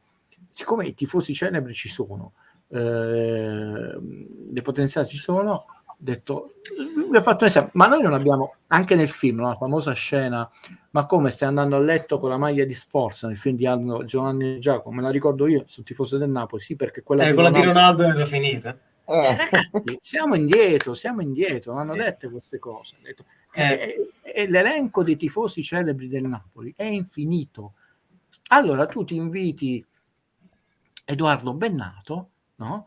Al San Paolo, la settimana dopo ti inviti la Risoli, fa una maglia speciale, la consegna della maglia speciale, e poi quando viene a vedersi la partita se la mette sulle spalle, oppure se fa caldo durante mette quella maglia, e quella cosa poi foto, posta, e genera entusiasmo, e tu non puoi essere, sicuramente ci saranno degli appassionati di Bennato della Rito che proveranno simpatia. Di sicuro una maglia in più la vendi, per dire, no? Perché tu l'hai vista, perché così, tra l'altro, perché le ragazzine incominciarono a mettersi gli anfibi pure se era una scarpa militare o paramilitare, la vedevano indossata da Ambra al tempo di Non era Rai. Cioè, purtroppo così funziona la moda e il marketing. Ed è questo però il punto. No, scusami, se ti interrompo un secondo. La vedi indosso a il tuo idolo e la vuoi pure tu perché del tuo idolo. Non sei manco tifoso di quella squadra, ma ti piace, innanzitutto è bella, e poi la vedi indosso al tuo idolo, al tuo cantante, al tuo attore di turno, no? Noi abbiamo a Napoli, per dire, andando solo che non devi manco andarli a prenderli a Caserta o a Roma, no? Tutto il cast di, come si chiama, Un posto al sole, no, negli anni d'oro di Un posto al sole, quindi non dovevi manco scomodarti. L'elenco di tifosi VIP è infinito di Napoli, no? Da Maurizio De Giovanni, da Henry De Luca come scrittori, cioè è inutile che, perché se ne nomino tutti comunque ne dimentico il doppio e farei un torto, quindi mi scuso, mi nomino tutti idealmente. Henry De Luca, grandissimo poeta, però il problema è che ho l'impressione che i tifosi del Napoli appartengano ad un insieme non più come dire, attuale e commerciale. Cioè, mi spiego meglio. Prima tu hai detto Russell Crowe tifa per la Roma. Russell Crowe ha una visibilità infinitamente maggiore rispetto ad Edoardo Bennato, a Henry De Luca o al cast di Un posto al sole. Cioè, quello che voglio dire è che il Napoli è ancora circoscritto ad un campo di, come dire, di conoscenza, cioè di quelli che veramente conoscono il Napoli e tifano Napoli, che forse non è più adatto al pubblico di oggi, cioè le ragazzine di oggi, i ragazzi di oggi che magari hanno altri miti. Ma prima o poi devi iniziare, ecco perché la partita in onore di Maradona, e io l'ho scritto, era l'occasione unica, e sono stato attaccato in maniera scomposta secondo me, perché tu invitavi tutti gli ex compagni di squadra, ex calciatori, Falcao, Zico, Rummenigge, chi voleva venire? VIP, perché doveva essere l'evento, tu ti puoi invitare, perché Maradona appunto ormai è patrimonio dell'umanità, ti puoi invitare chiunque, da Lady Gaga a De Niro, cioè, perché ricordi di Maradona, ed era l'occasione per far diventare Napoli legata a questi personaggi. Russell Crowe non è tifoso della Roma, si è trovato in quel momento perché doveva ovviamente supportare il suo film a Roma, che è Certo. fondamentale per il cinema. Tu lo inviti all'Olimpico perché c'era la partita quella della Roma, gli regali la maglia e lui non è che dice mi fa schifo la Roma. Io sempre tifoso della Roma, ci credo poco, lui australiano che Ovviamente. Però è anche ma- più facile di fare per la Sì, Roma, sì. perché comunque Roma in quanto No. proprio contesto Ma proprio Massimo, Roma. ma Nico Massimo- Rosberg ma mise la Massimo maglia del rispetto. Napoli a fine di un gran premio, andò sold out su Amazon quella settimana. Nico Rosberg, non me lo dimentico mai sto fatto. E non tifa Napoli.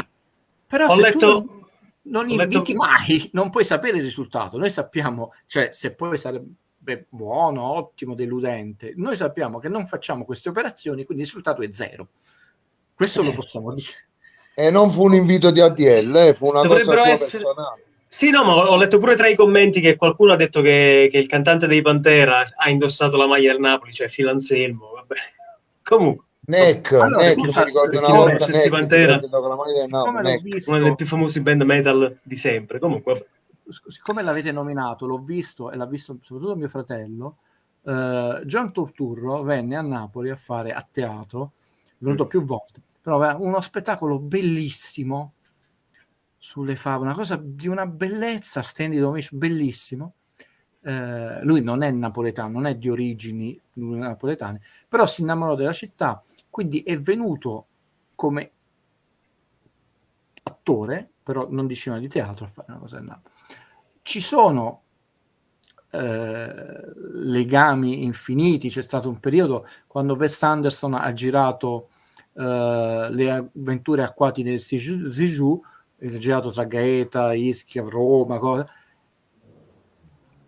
ignorato a spruzzo, cioè, quindi non è che tu devi per forza prendere. Io ho fatto Enrico Luca perché è un grande poeta, un grande scrittore, però ho detto lì giochi facile perché è un figlio di Napoli, un intellettuale, ci alziamo e ci inchiniamo, e tifoso del Napoli vincere facile, ma non è che tu ti devi limitare a quello, no? Tu hai detto l'invito, non è che devi per forza diventare tifoso del Napoli. L'idea rivoluzionaria è quella, detto, di creare un legame, perché noi siamo una città dell'accoglienza. Tra l'altro a Napoli c'è un bel clima, un bel panorama, si mangia bene, un VIP non è che lo va nella rosticceria più schifosa del mondo, sicuramente verrebbe accolto con tutti i crismi del caso. Casomai ci esce pure che gli viene un'ispirazione, come capita, insomma la città ti porta a ispirazioni artistiche, cioè. Quindi attenzione, non è il binomio per forza così, è che noi proprio non lo facciamo. E quello che hai detto tu è giustissimo, no? Ho detto c'è una generazione che è antica, ma tu devi prendere tutto da quella generazione alle nuove generazioni. Ma se Valeria ha detto una cosa nell'ultimo video, il fatto di Halloween, che seppure avesse messo in Napoli la faccia di Lozano, che adesso è sfruttando il nome Ciuchi, cioè senza magari andare a scomodare chissà cosa, cioè metteva una cosa per Halloween con Lozano e ti dava una visibilità enorme. Sì, perché Chucky, la bambola assassina, è vero. Ragazzi, io mi sto godendo, veramente, al di là della live, mi sto godendo tutti gli spunti che ci danno dalla community, dai commenti, perché ne esce una dietro l'altra e veramente sono piccoli patrimoni che il Napoli dovrebbe ascoltare. Qualcuno glieli riporti, insomma, perché veramente stiamo a gratis, come poi spesso dobbiamo ricordare, stiamo dando degli spunticini. Alcune cose si possono fare, cioè noi li diamo a gratis le idee e non chiediamo niente in cambio. Alcune cose sono gratis anche da realizzare, perché i soldi che devi dare a un grafico per fare una cosa glieli dai lo stesso e li puoi fare anche a gratis. Altre cose con un minimo investimento. Qualcuno mi diceva De Niro, ma che aspetti a farlo venire prima che poi muoiono tutti, perché poi dice bene anche Guido che non abbiamo più la possibilità di onorare Maradona in vita come potevamo farlo così. Evitiamo di perdere altri personaggi che magari della Bruce Springsteen, se non sbaglio, è originario di Vichequenze, il boss veramente sì, ha ricevuto la cittadinanza onoraria di Vichequenze, se non sbaglio, ma è una questione di entrare in un'altra dimensione, ma anche la città, anche Napoli stessa deve entrare in una esattamente, oltre che internazionale, di una dimensione dove quell'aspetto conta, non voglio dire come la vittoria, eccetera, conta tantissimo. E cosa importante, resta, non anche in uno scudetto, resta. Evidentemente non è importante e non è strategico non solo per chi in questo momento amministra la società, ma dobbiamo dirlo anche per la gran parte dei miei colleghi e per i tifosi, perché non è strategico. Cioè, questa cosa qui non è mai stata detta, sono arrivato io, l'ho scritta, di San Paolo come salotto delle star, perché non l'avete detto prima?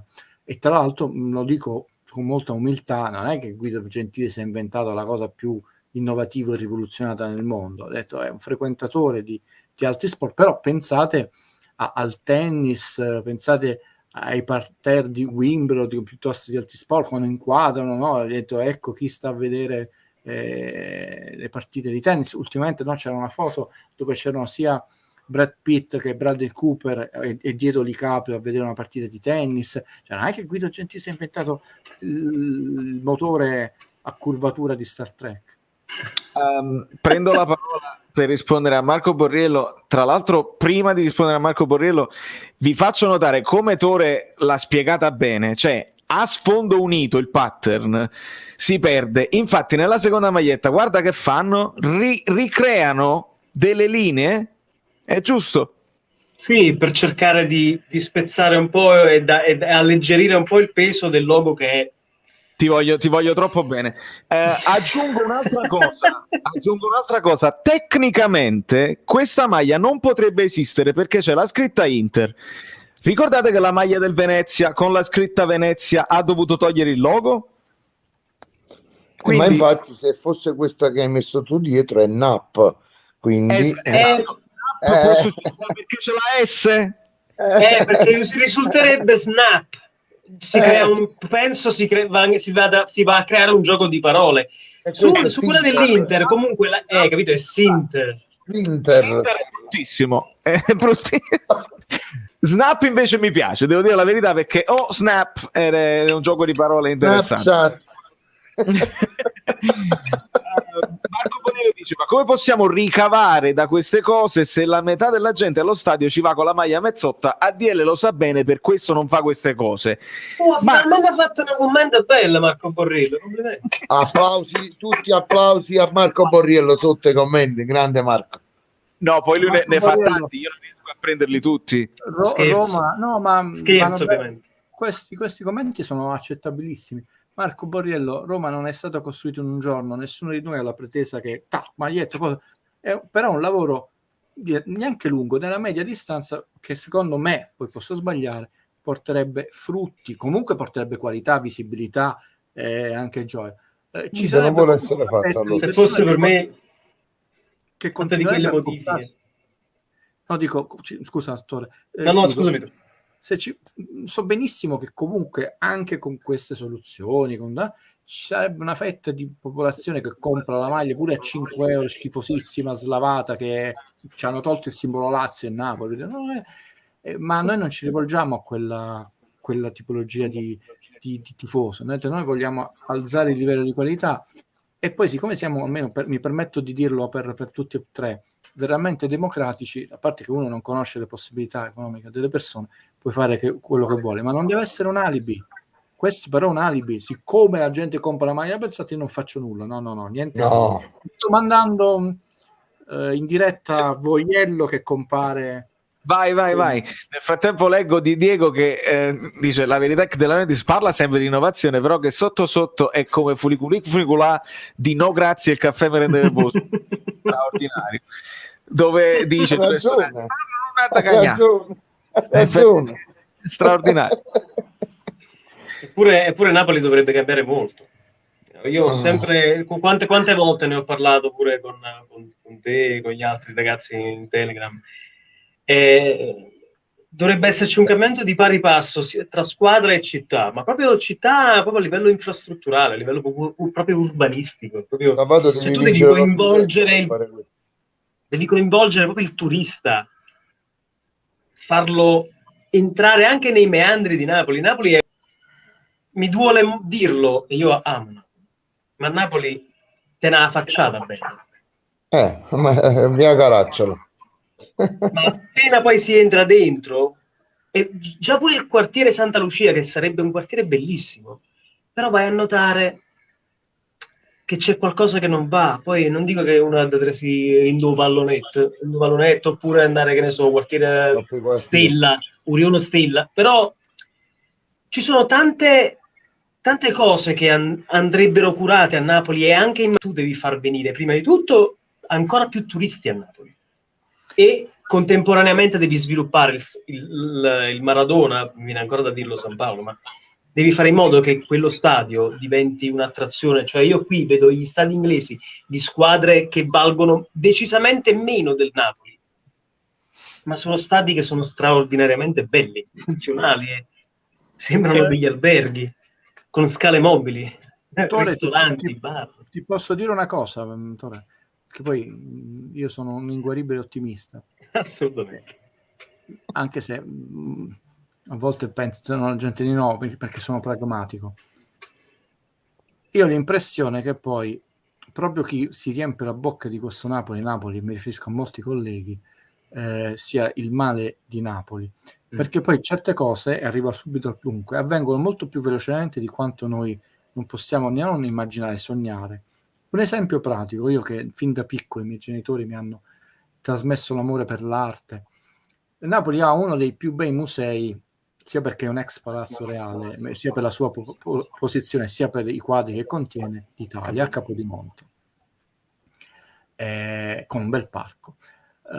Di fatto era bello, i quadri sono belli, per anni tu andavi al museo, c'era tutta la gente che faceva il picnic, giocava a pallone, eccetera. Hanno nominato un francese come direttore del museo di Capodimonte, che un po' si è fatto impermeabilizzare, non so, si è fatto proprio contaminare dall'aria e dalla gioia napoletana. Un po' ha detto: no signore, certe cose qua non vanno, pigliato, qua si gioca a pallone, di fronte al museo non si gioca a pallone, ha messo prima le sbarre, poi ti ha tolte gli oli, come dire. Insomma, ha incominciato in meno di un anno, il museo ha cambiato faccia, ha incominciato a ospitare mostre che prima ci sognavamo. Tra l'altro ospitò la mostra di Picasso col più grande arazzo di oltre 100 metri quadri di Picasso. Cominciamo, oltre ovviamente quella stabile, una delle emeroteche più belle d'Italia, quella di Capodimonte, però mostre, diciamo, temporanee di altissimo livello. Il secondo anno fu il museo che ebbe il maggiore incremento, e soprattutto i giudizi da parte dei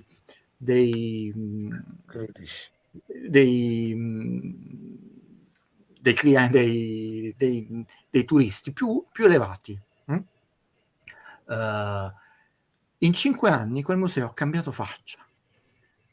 Ha cambiato faccia nella ricettività, ha cambiato faccia nel chi ti serve perché deve conoscere le lingue, chi sta alla cassa, ha cambiato faccia per quanto riguarda appunto le mostre, ha cambiato faccia e ha avuto un incremento di bigliettatura enorme.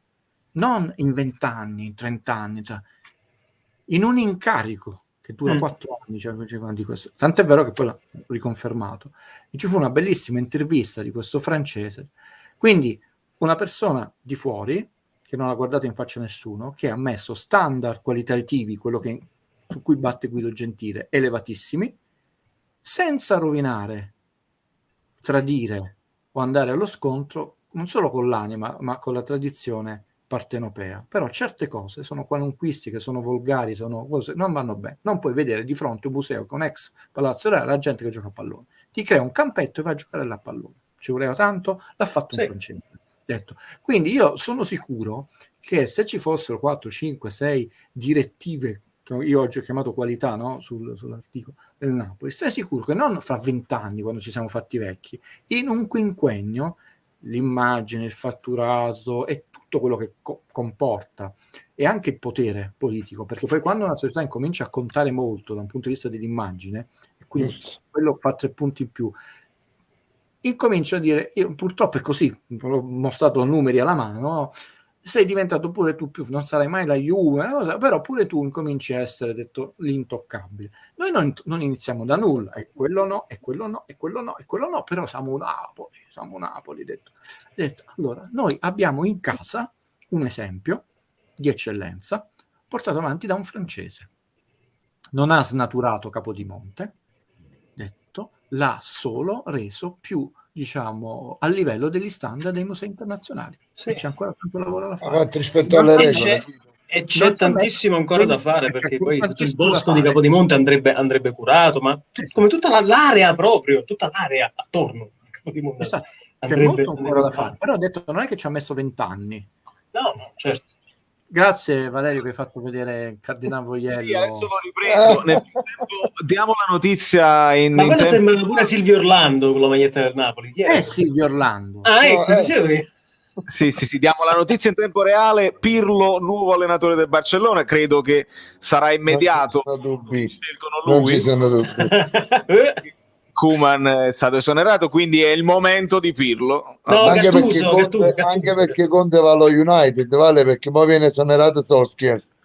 Esattamente. Ok, allora Gattuso al posto di Solskjaer.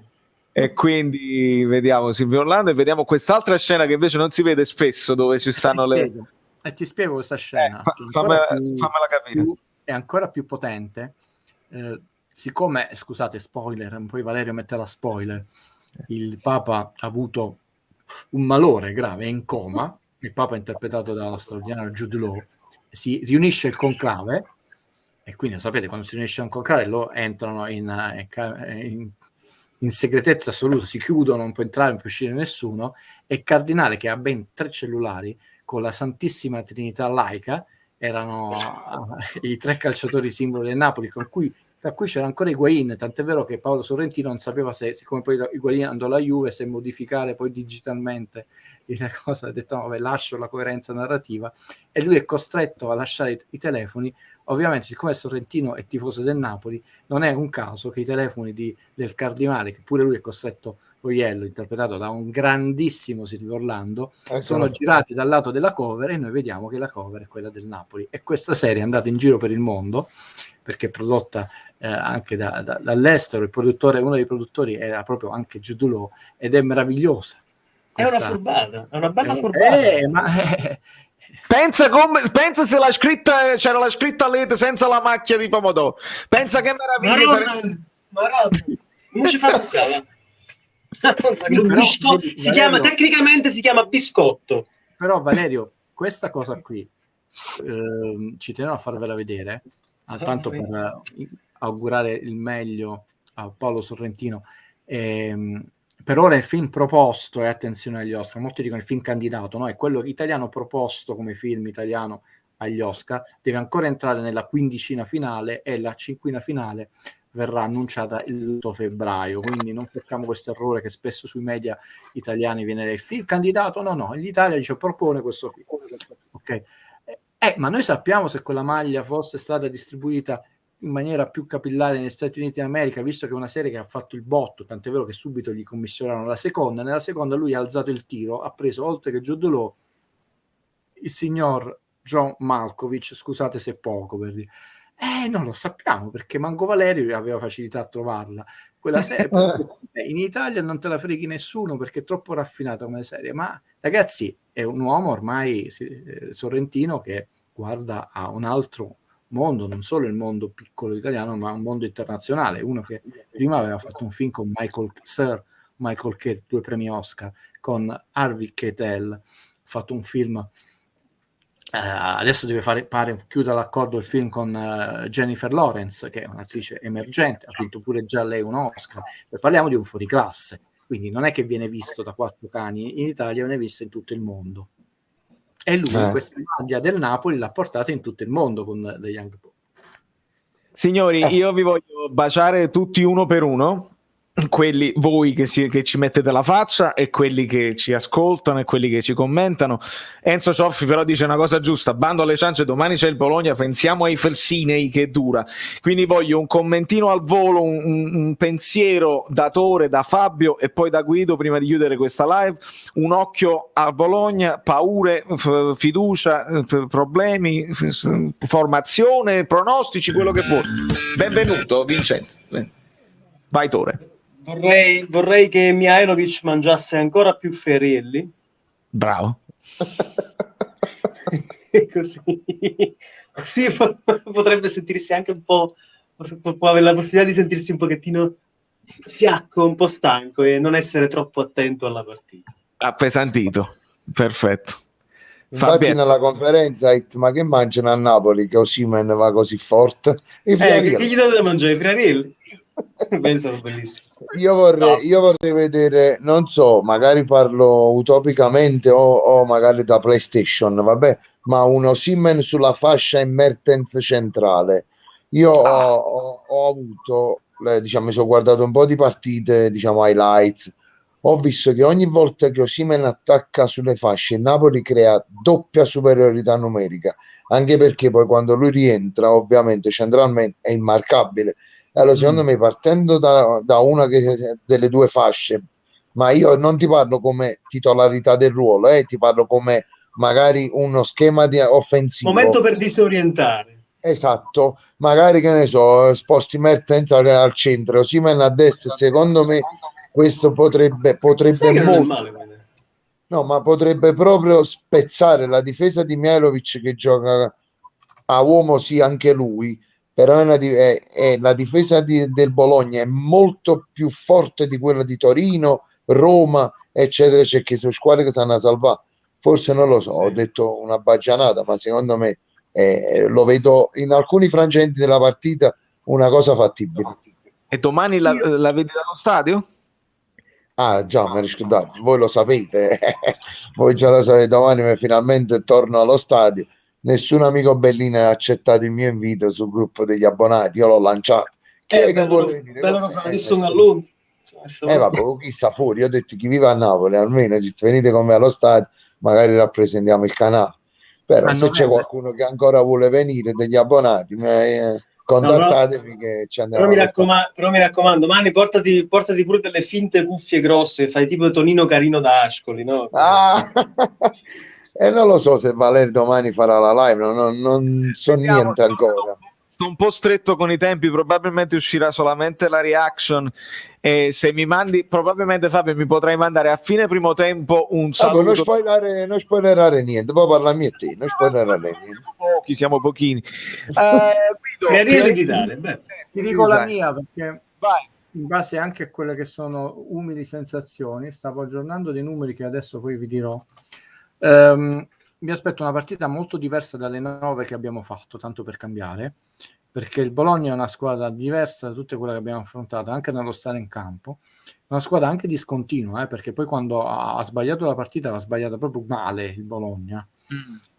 Quando non l'ha sbagliata è stata tosta come il suo allenatore, che è più corace, un po' più aggiornato rispetto a nomi che abbiamo già fatto, che si lamentano, che spero che si salvino, ma comunque li abbiamo già affrontati, quindi aspetta una partita difficile. Riguardo alla proposta di Fabio, no, per il semplice fatto che io ho trovato nell'ultima conferenza stampa uno Spalletti più vivace degli ultimi due. A me gli ultimi due, non parlo dialetticamente, parlo dell'energia che mi trasmetteva, l'avevo visto un po' stanco, un po' spento, perché poi per il resto è lucido, è tagliente, preparato su tutto. Però ci ha detto una cosa molto importante. Non solo che lui è conscio dei difetti dei singoli della squadra e che sia lui che lo staff non solo vogliono, lavorano per migliorarli, ma ci ha detto che quando loro riescono a farlo si fa di un passettino alla volta, quando non si riesce a farlo, perché non si tenta nemmeno, perché si rischia di peggiorare tutte e due le cose. Anzi, ha detto pure che con qualcuno, proprio perché si devono migliorare certe cose di tecnica individuale, si rimane extra, e adesso non sta chiedendo di rimanere extra perché tu devi recuperare. Attenzione, il Napoli ha 2 giorni in meno di fatica in uno scontro così ravvicinato rispetto a Bologna. Sti calendari sono tremendi sul Napoli. Non ci lamentiamo, perché io sono come Spalletti, lamentarsi da sfigato. Quindi soluzioni di partenza nuove non me le aspetto. Quella che hai detto tu è non solo interessante, ma è una soluzione, ho detto, a gara in corso, non dall'inizio. È sbagliata, ho detto non me l'aspetto in partenza, per le parole che ci ha detto Spalletti, io l'ho trovato preoccupato e quindi spero che abbia trasmesso concentrazione e combattuto sulle scelte da fare. Lui stesso non so se a questo punto è meglio cambiare 2-3 perché sono più freschi. Domani gioca Demme, secondo me, domani gioca Demme sicuro proprio. 1-1 lo fa. Sicuro proprio. Io tenterei Mertens al posto di Zielinski. Pure secondo me, però lui lo vuole fare entrare in forma. Però l'ho sentito combattuto proprio perché ha detto io non voglio passare in svantaggio, questa era tra le righe. Ha dato un altro messaggio importante, che è una cosa che mi ha fatto piacere, che sono da anni che io sostengo.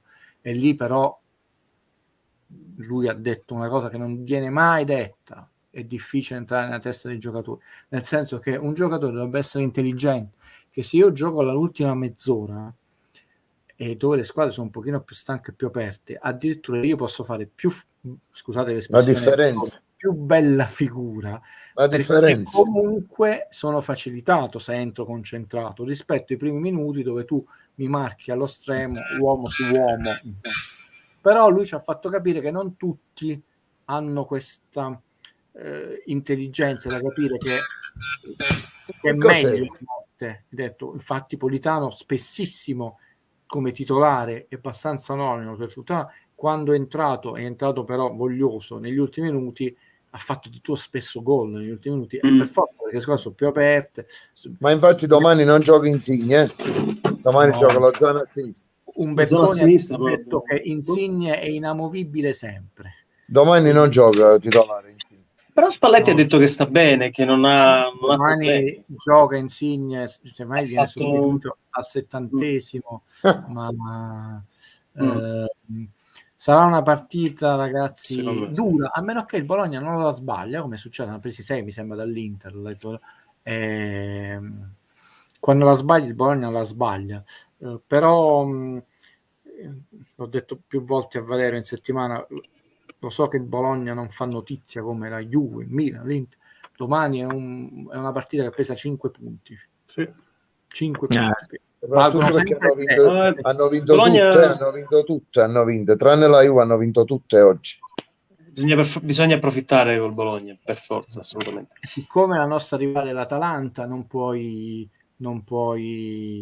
pareggiare, poi un pareggio dopo quello di Roma, e siccome la Juve sta tardata, mettere 13 punti di distanza la Juve, intanto ci sono. Intanto ci sono. Però prendili, perché eventualmente spostano la partita di ritorno al 12 come sta provando a fare la Juve, che dice vogliono spostare la Supercoppa con l'Inter al 12 gennaio per giocare col Napoli il 6. Quindi un'eventuale sconfitta non farebbe neanche tanto rumore nella partita di ritorno.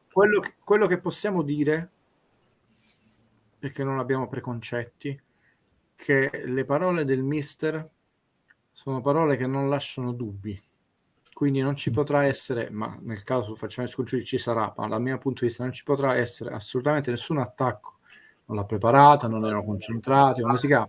I messaggi che ha dato sono messaggi chiari, chiarissimo, sulla comunicazione in genere, senza scappatoia, senza alibi, chiari nell'obiettivo, nel percorso e di quali sono le trappole per superare e raggiungere questo percorso. Sono stati chiarissimi e sono stati chiari anche nei dubbi che lui ha, e sono legittimi perché tutti noi abbiamo dubbi, perché poi ecco, tu domani affronti una squadra che non ha le 3 partite di Coppa, e sono 3 partite pesanti, e non ha alcuni giocatori che si sono fatti 5 partite con le nazionali e quindi avete visto già negli ultimi 2 partite che il Napoli era meno brillante. Aggiornavo i numeri per darveli, ragazzi, il Milan conferma il 52% di pericolosità offensiva, noi abbiamo sempre il 35 scarso, l'Atalanta il 42 sta risalendo, noi sempre il 35, l'Inter il 44, la Lazio il 37, la Roma il 37, non a caso sta così attardata in classifica, la Juve il 32. Quindi il Napoli è un caso, 35. Abbiamo una classifica non superiore perché ai nostri meriti, perché anzi abbiamo secondo me 2 punti in meno, ma una classifica frutto del grande lavoro difensivo, grandissimo lavoro difensivo, però io insisterò per tutto il campionato, lo vedrete quanto sarà importante, è un valore da aumentare. Dobbiamo arrivare non al Milan, perché il valore del Milan è mostruoso, ve lo dico, ma non puoi stare sotto il 42, cioè il 35 è veramente poco, cioè sotto la Lazio, che infatti ha difficoltà. Segna solo Osimhen, perciò. Io ve l'ho riportato anche l'anno scorso nel canale, attenzione, perché mo non puoi prendersela Gattuso out, è un problema che ci portiamo avanti.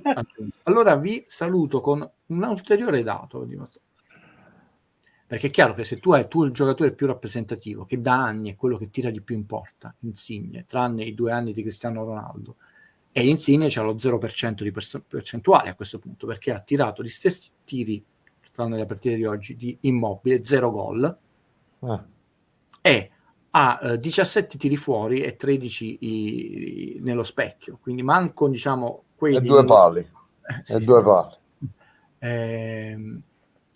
Allora vengono detti sempre un sacco di cose, il terzino sinistro, il terzino sinistro, il terzino sinistro, il terzino sinistro. Sapete qual è, prima della partita di oggi, il quinto giocatore in Serie A, dati aggiornati alla penultima partita, per falli subiti? Mario Lui, che come dico io, Valerio, è sempre lui. Lo dici tu, io non ne so niente. Lui non lo capisce. È un dato, non è l'unico dato, però siccome si è detto Insigne corre tantissimo, si stanca, eccetera, Insigne è il 60° giocatore della Serie A per chilometri percorsi. Anguissa il 4º. Segue Lo Bockman, Fabian Ruiz, che è il primo giocatore per passaggi tentati e completati in Serie A, cioè luoghi comuni. Quindi tu pensate non un attaccante, non un trequartista, non Insigne, ma il giocatore del Napoli che conquista più falli è Mario Lui. Lo dico io, è sempre lui. Valerio sa a cosa si riferisce.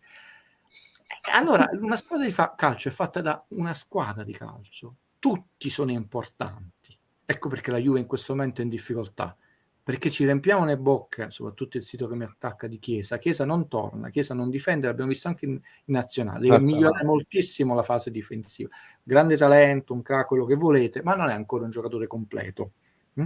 Allora, dei giocatori vanno valutati tanti fattori, io infatti non boccio nessuno, però la favola che insegna un giocatore che corre tantissimo, corre più, no, perché è 60 e della classifica in Serie A ci sono giocatori del Napoli che lo superano, anche Di Lorenzo corre più di Lorenzo. Non si citava che Anguissa è grande acquisto, detto.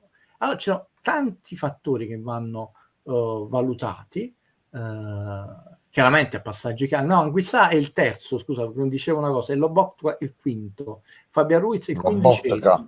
Lobotka, sì, devi considerare, attenzione, in media i minuti che percentuali in minuti giocati, sì, vabbè, sì. Non in valore assoluto, perché a questo punto il valore assoluto no, tu devi dire su quei minuti quanto ha corso, corre in media 111,313. Ma sarà un altro giocatore fondamentale secondo me per Spalletti Lobotka, quindi incominciamo. Mario Rui, con tutto che è una partita in meno, è quinto nei falli subiti. Pensate un po', quindi è un giocatore che la sua importanza in campo, con tutti i limiti che vogliamo avere, quindi in una partita vanno analizzati, e lì c'è gente brava come quelli bravi, citiamoli, Adriano Bacconi, eccetera. Adriano Bacconi ha fatto bene un'azione, ha detto qui ci sono vari errori, ma anche Koulibaly fa un errore, però 7, chissà chi si riferiva, 7, no, perché qui ha sbagliato questo, vedete che quando sbaglia una squadra può sbagliare un reparto.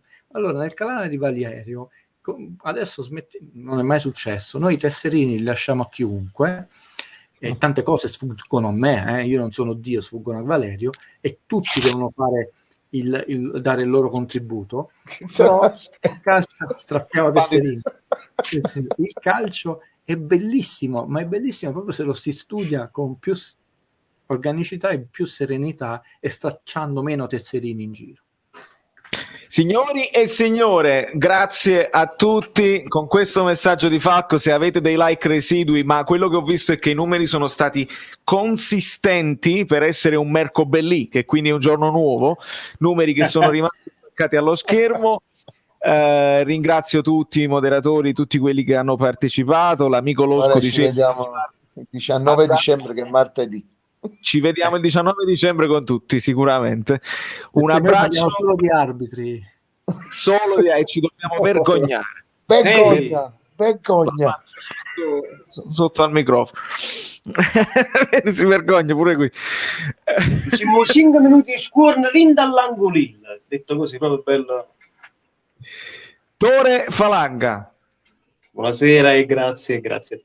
Un abbraccio gigante. Fabio Versatile. Ci vediamo domani dal Maradona. Un bacio a tutti, ragazzi. Un bacione. Guido Gentile. Con un pizzico di vergogna saluto a tutte le persone che sono state con noi, un bacio grande. Vergogniamoci tutti. Ti bacio forte, Guido, alla prossima.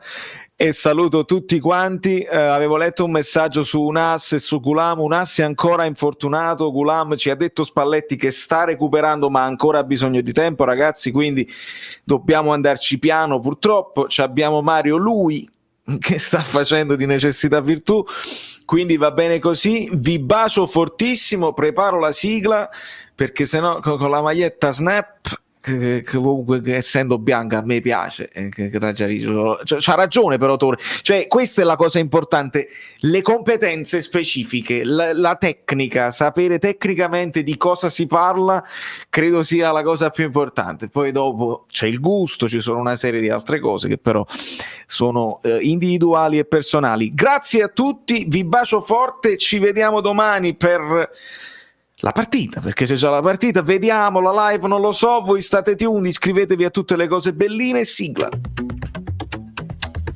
Questo programma è stato offerto da niente di meno un programma, cioè proprio la sigla, fluido.net e magliette, le cose insomma, valeriofluido.oplix.com. Comunque tu ti sei montato alla testa, alla fine è un programma. Sì, ringrazio infinitamente il lavoro instancabile dei moderatori, gli abbonati bellini e i supporters, i collaboratori e tutti i vostri commenti, perché questa community è come una seconda famiglia.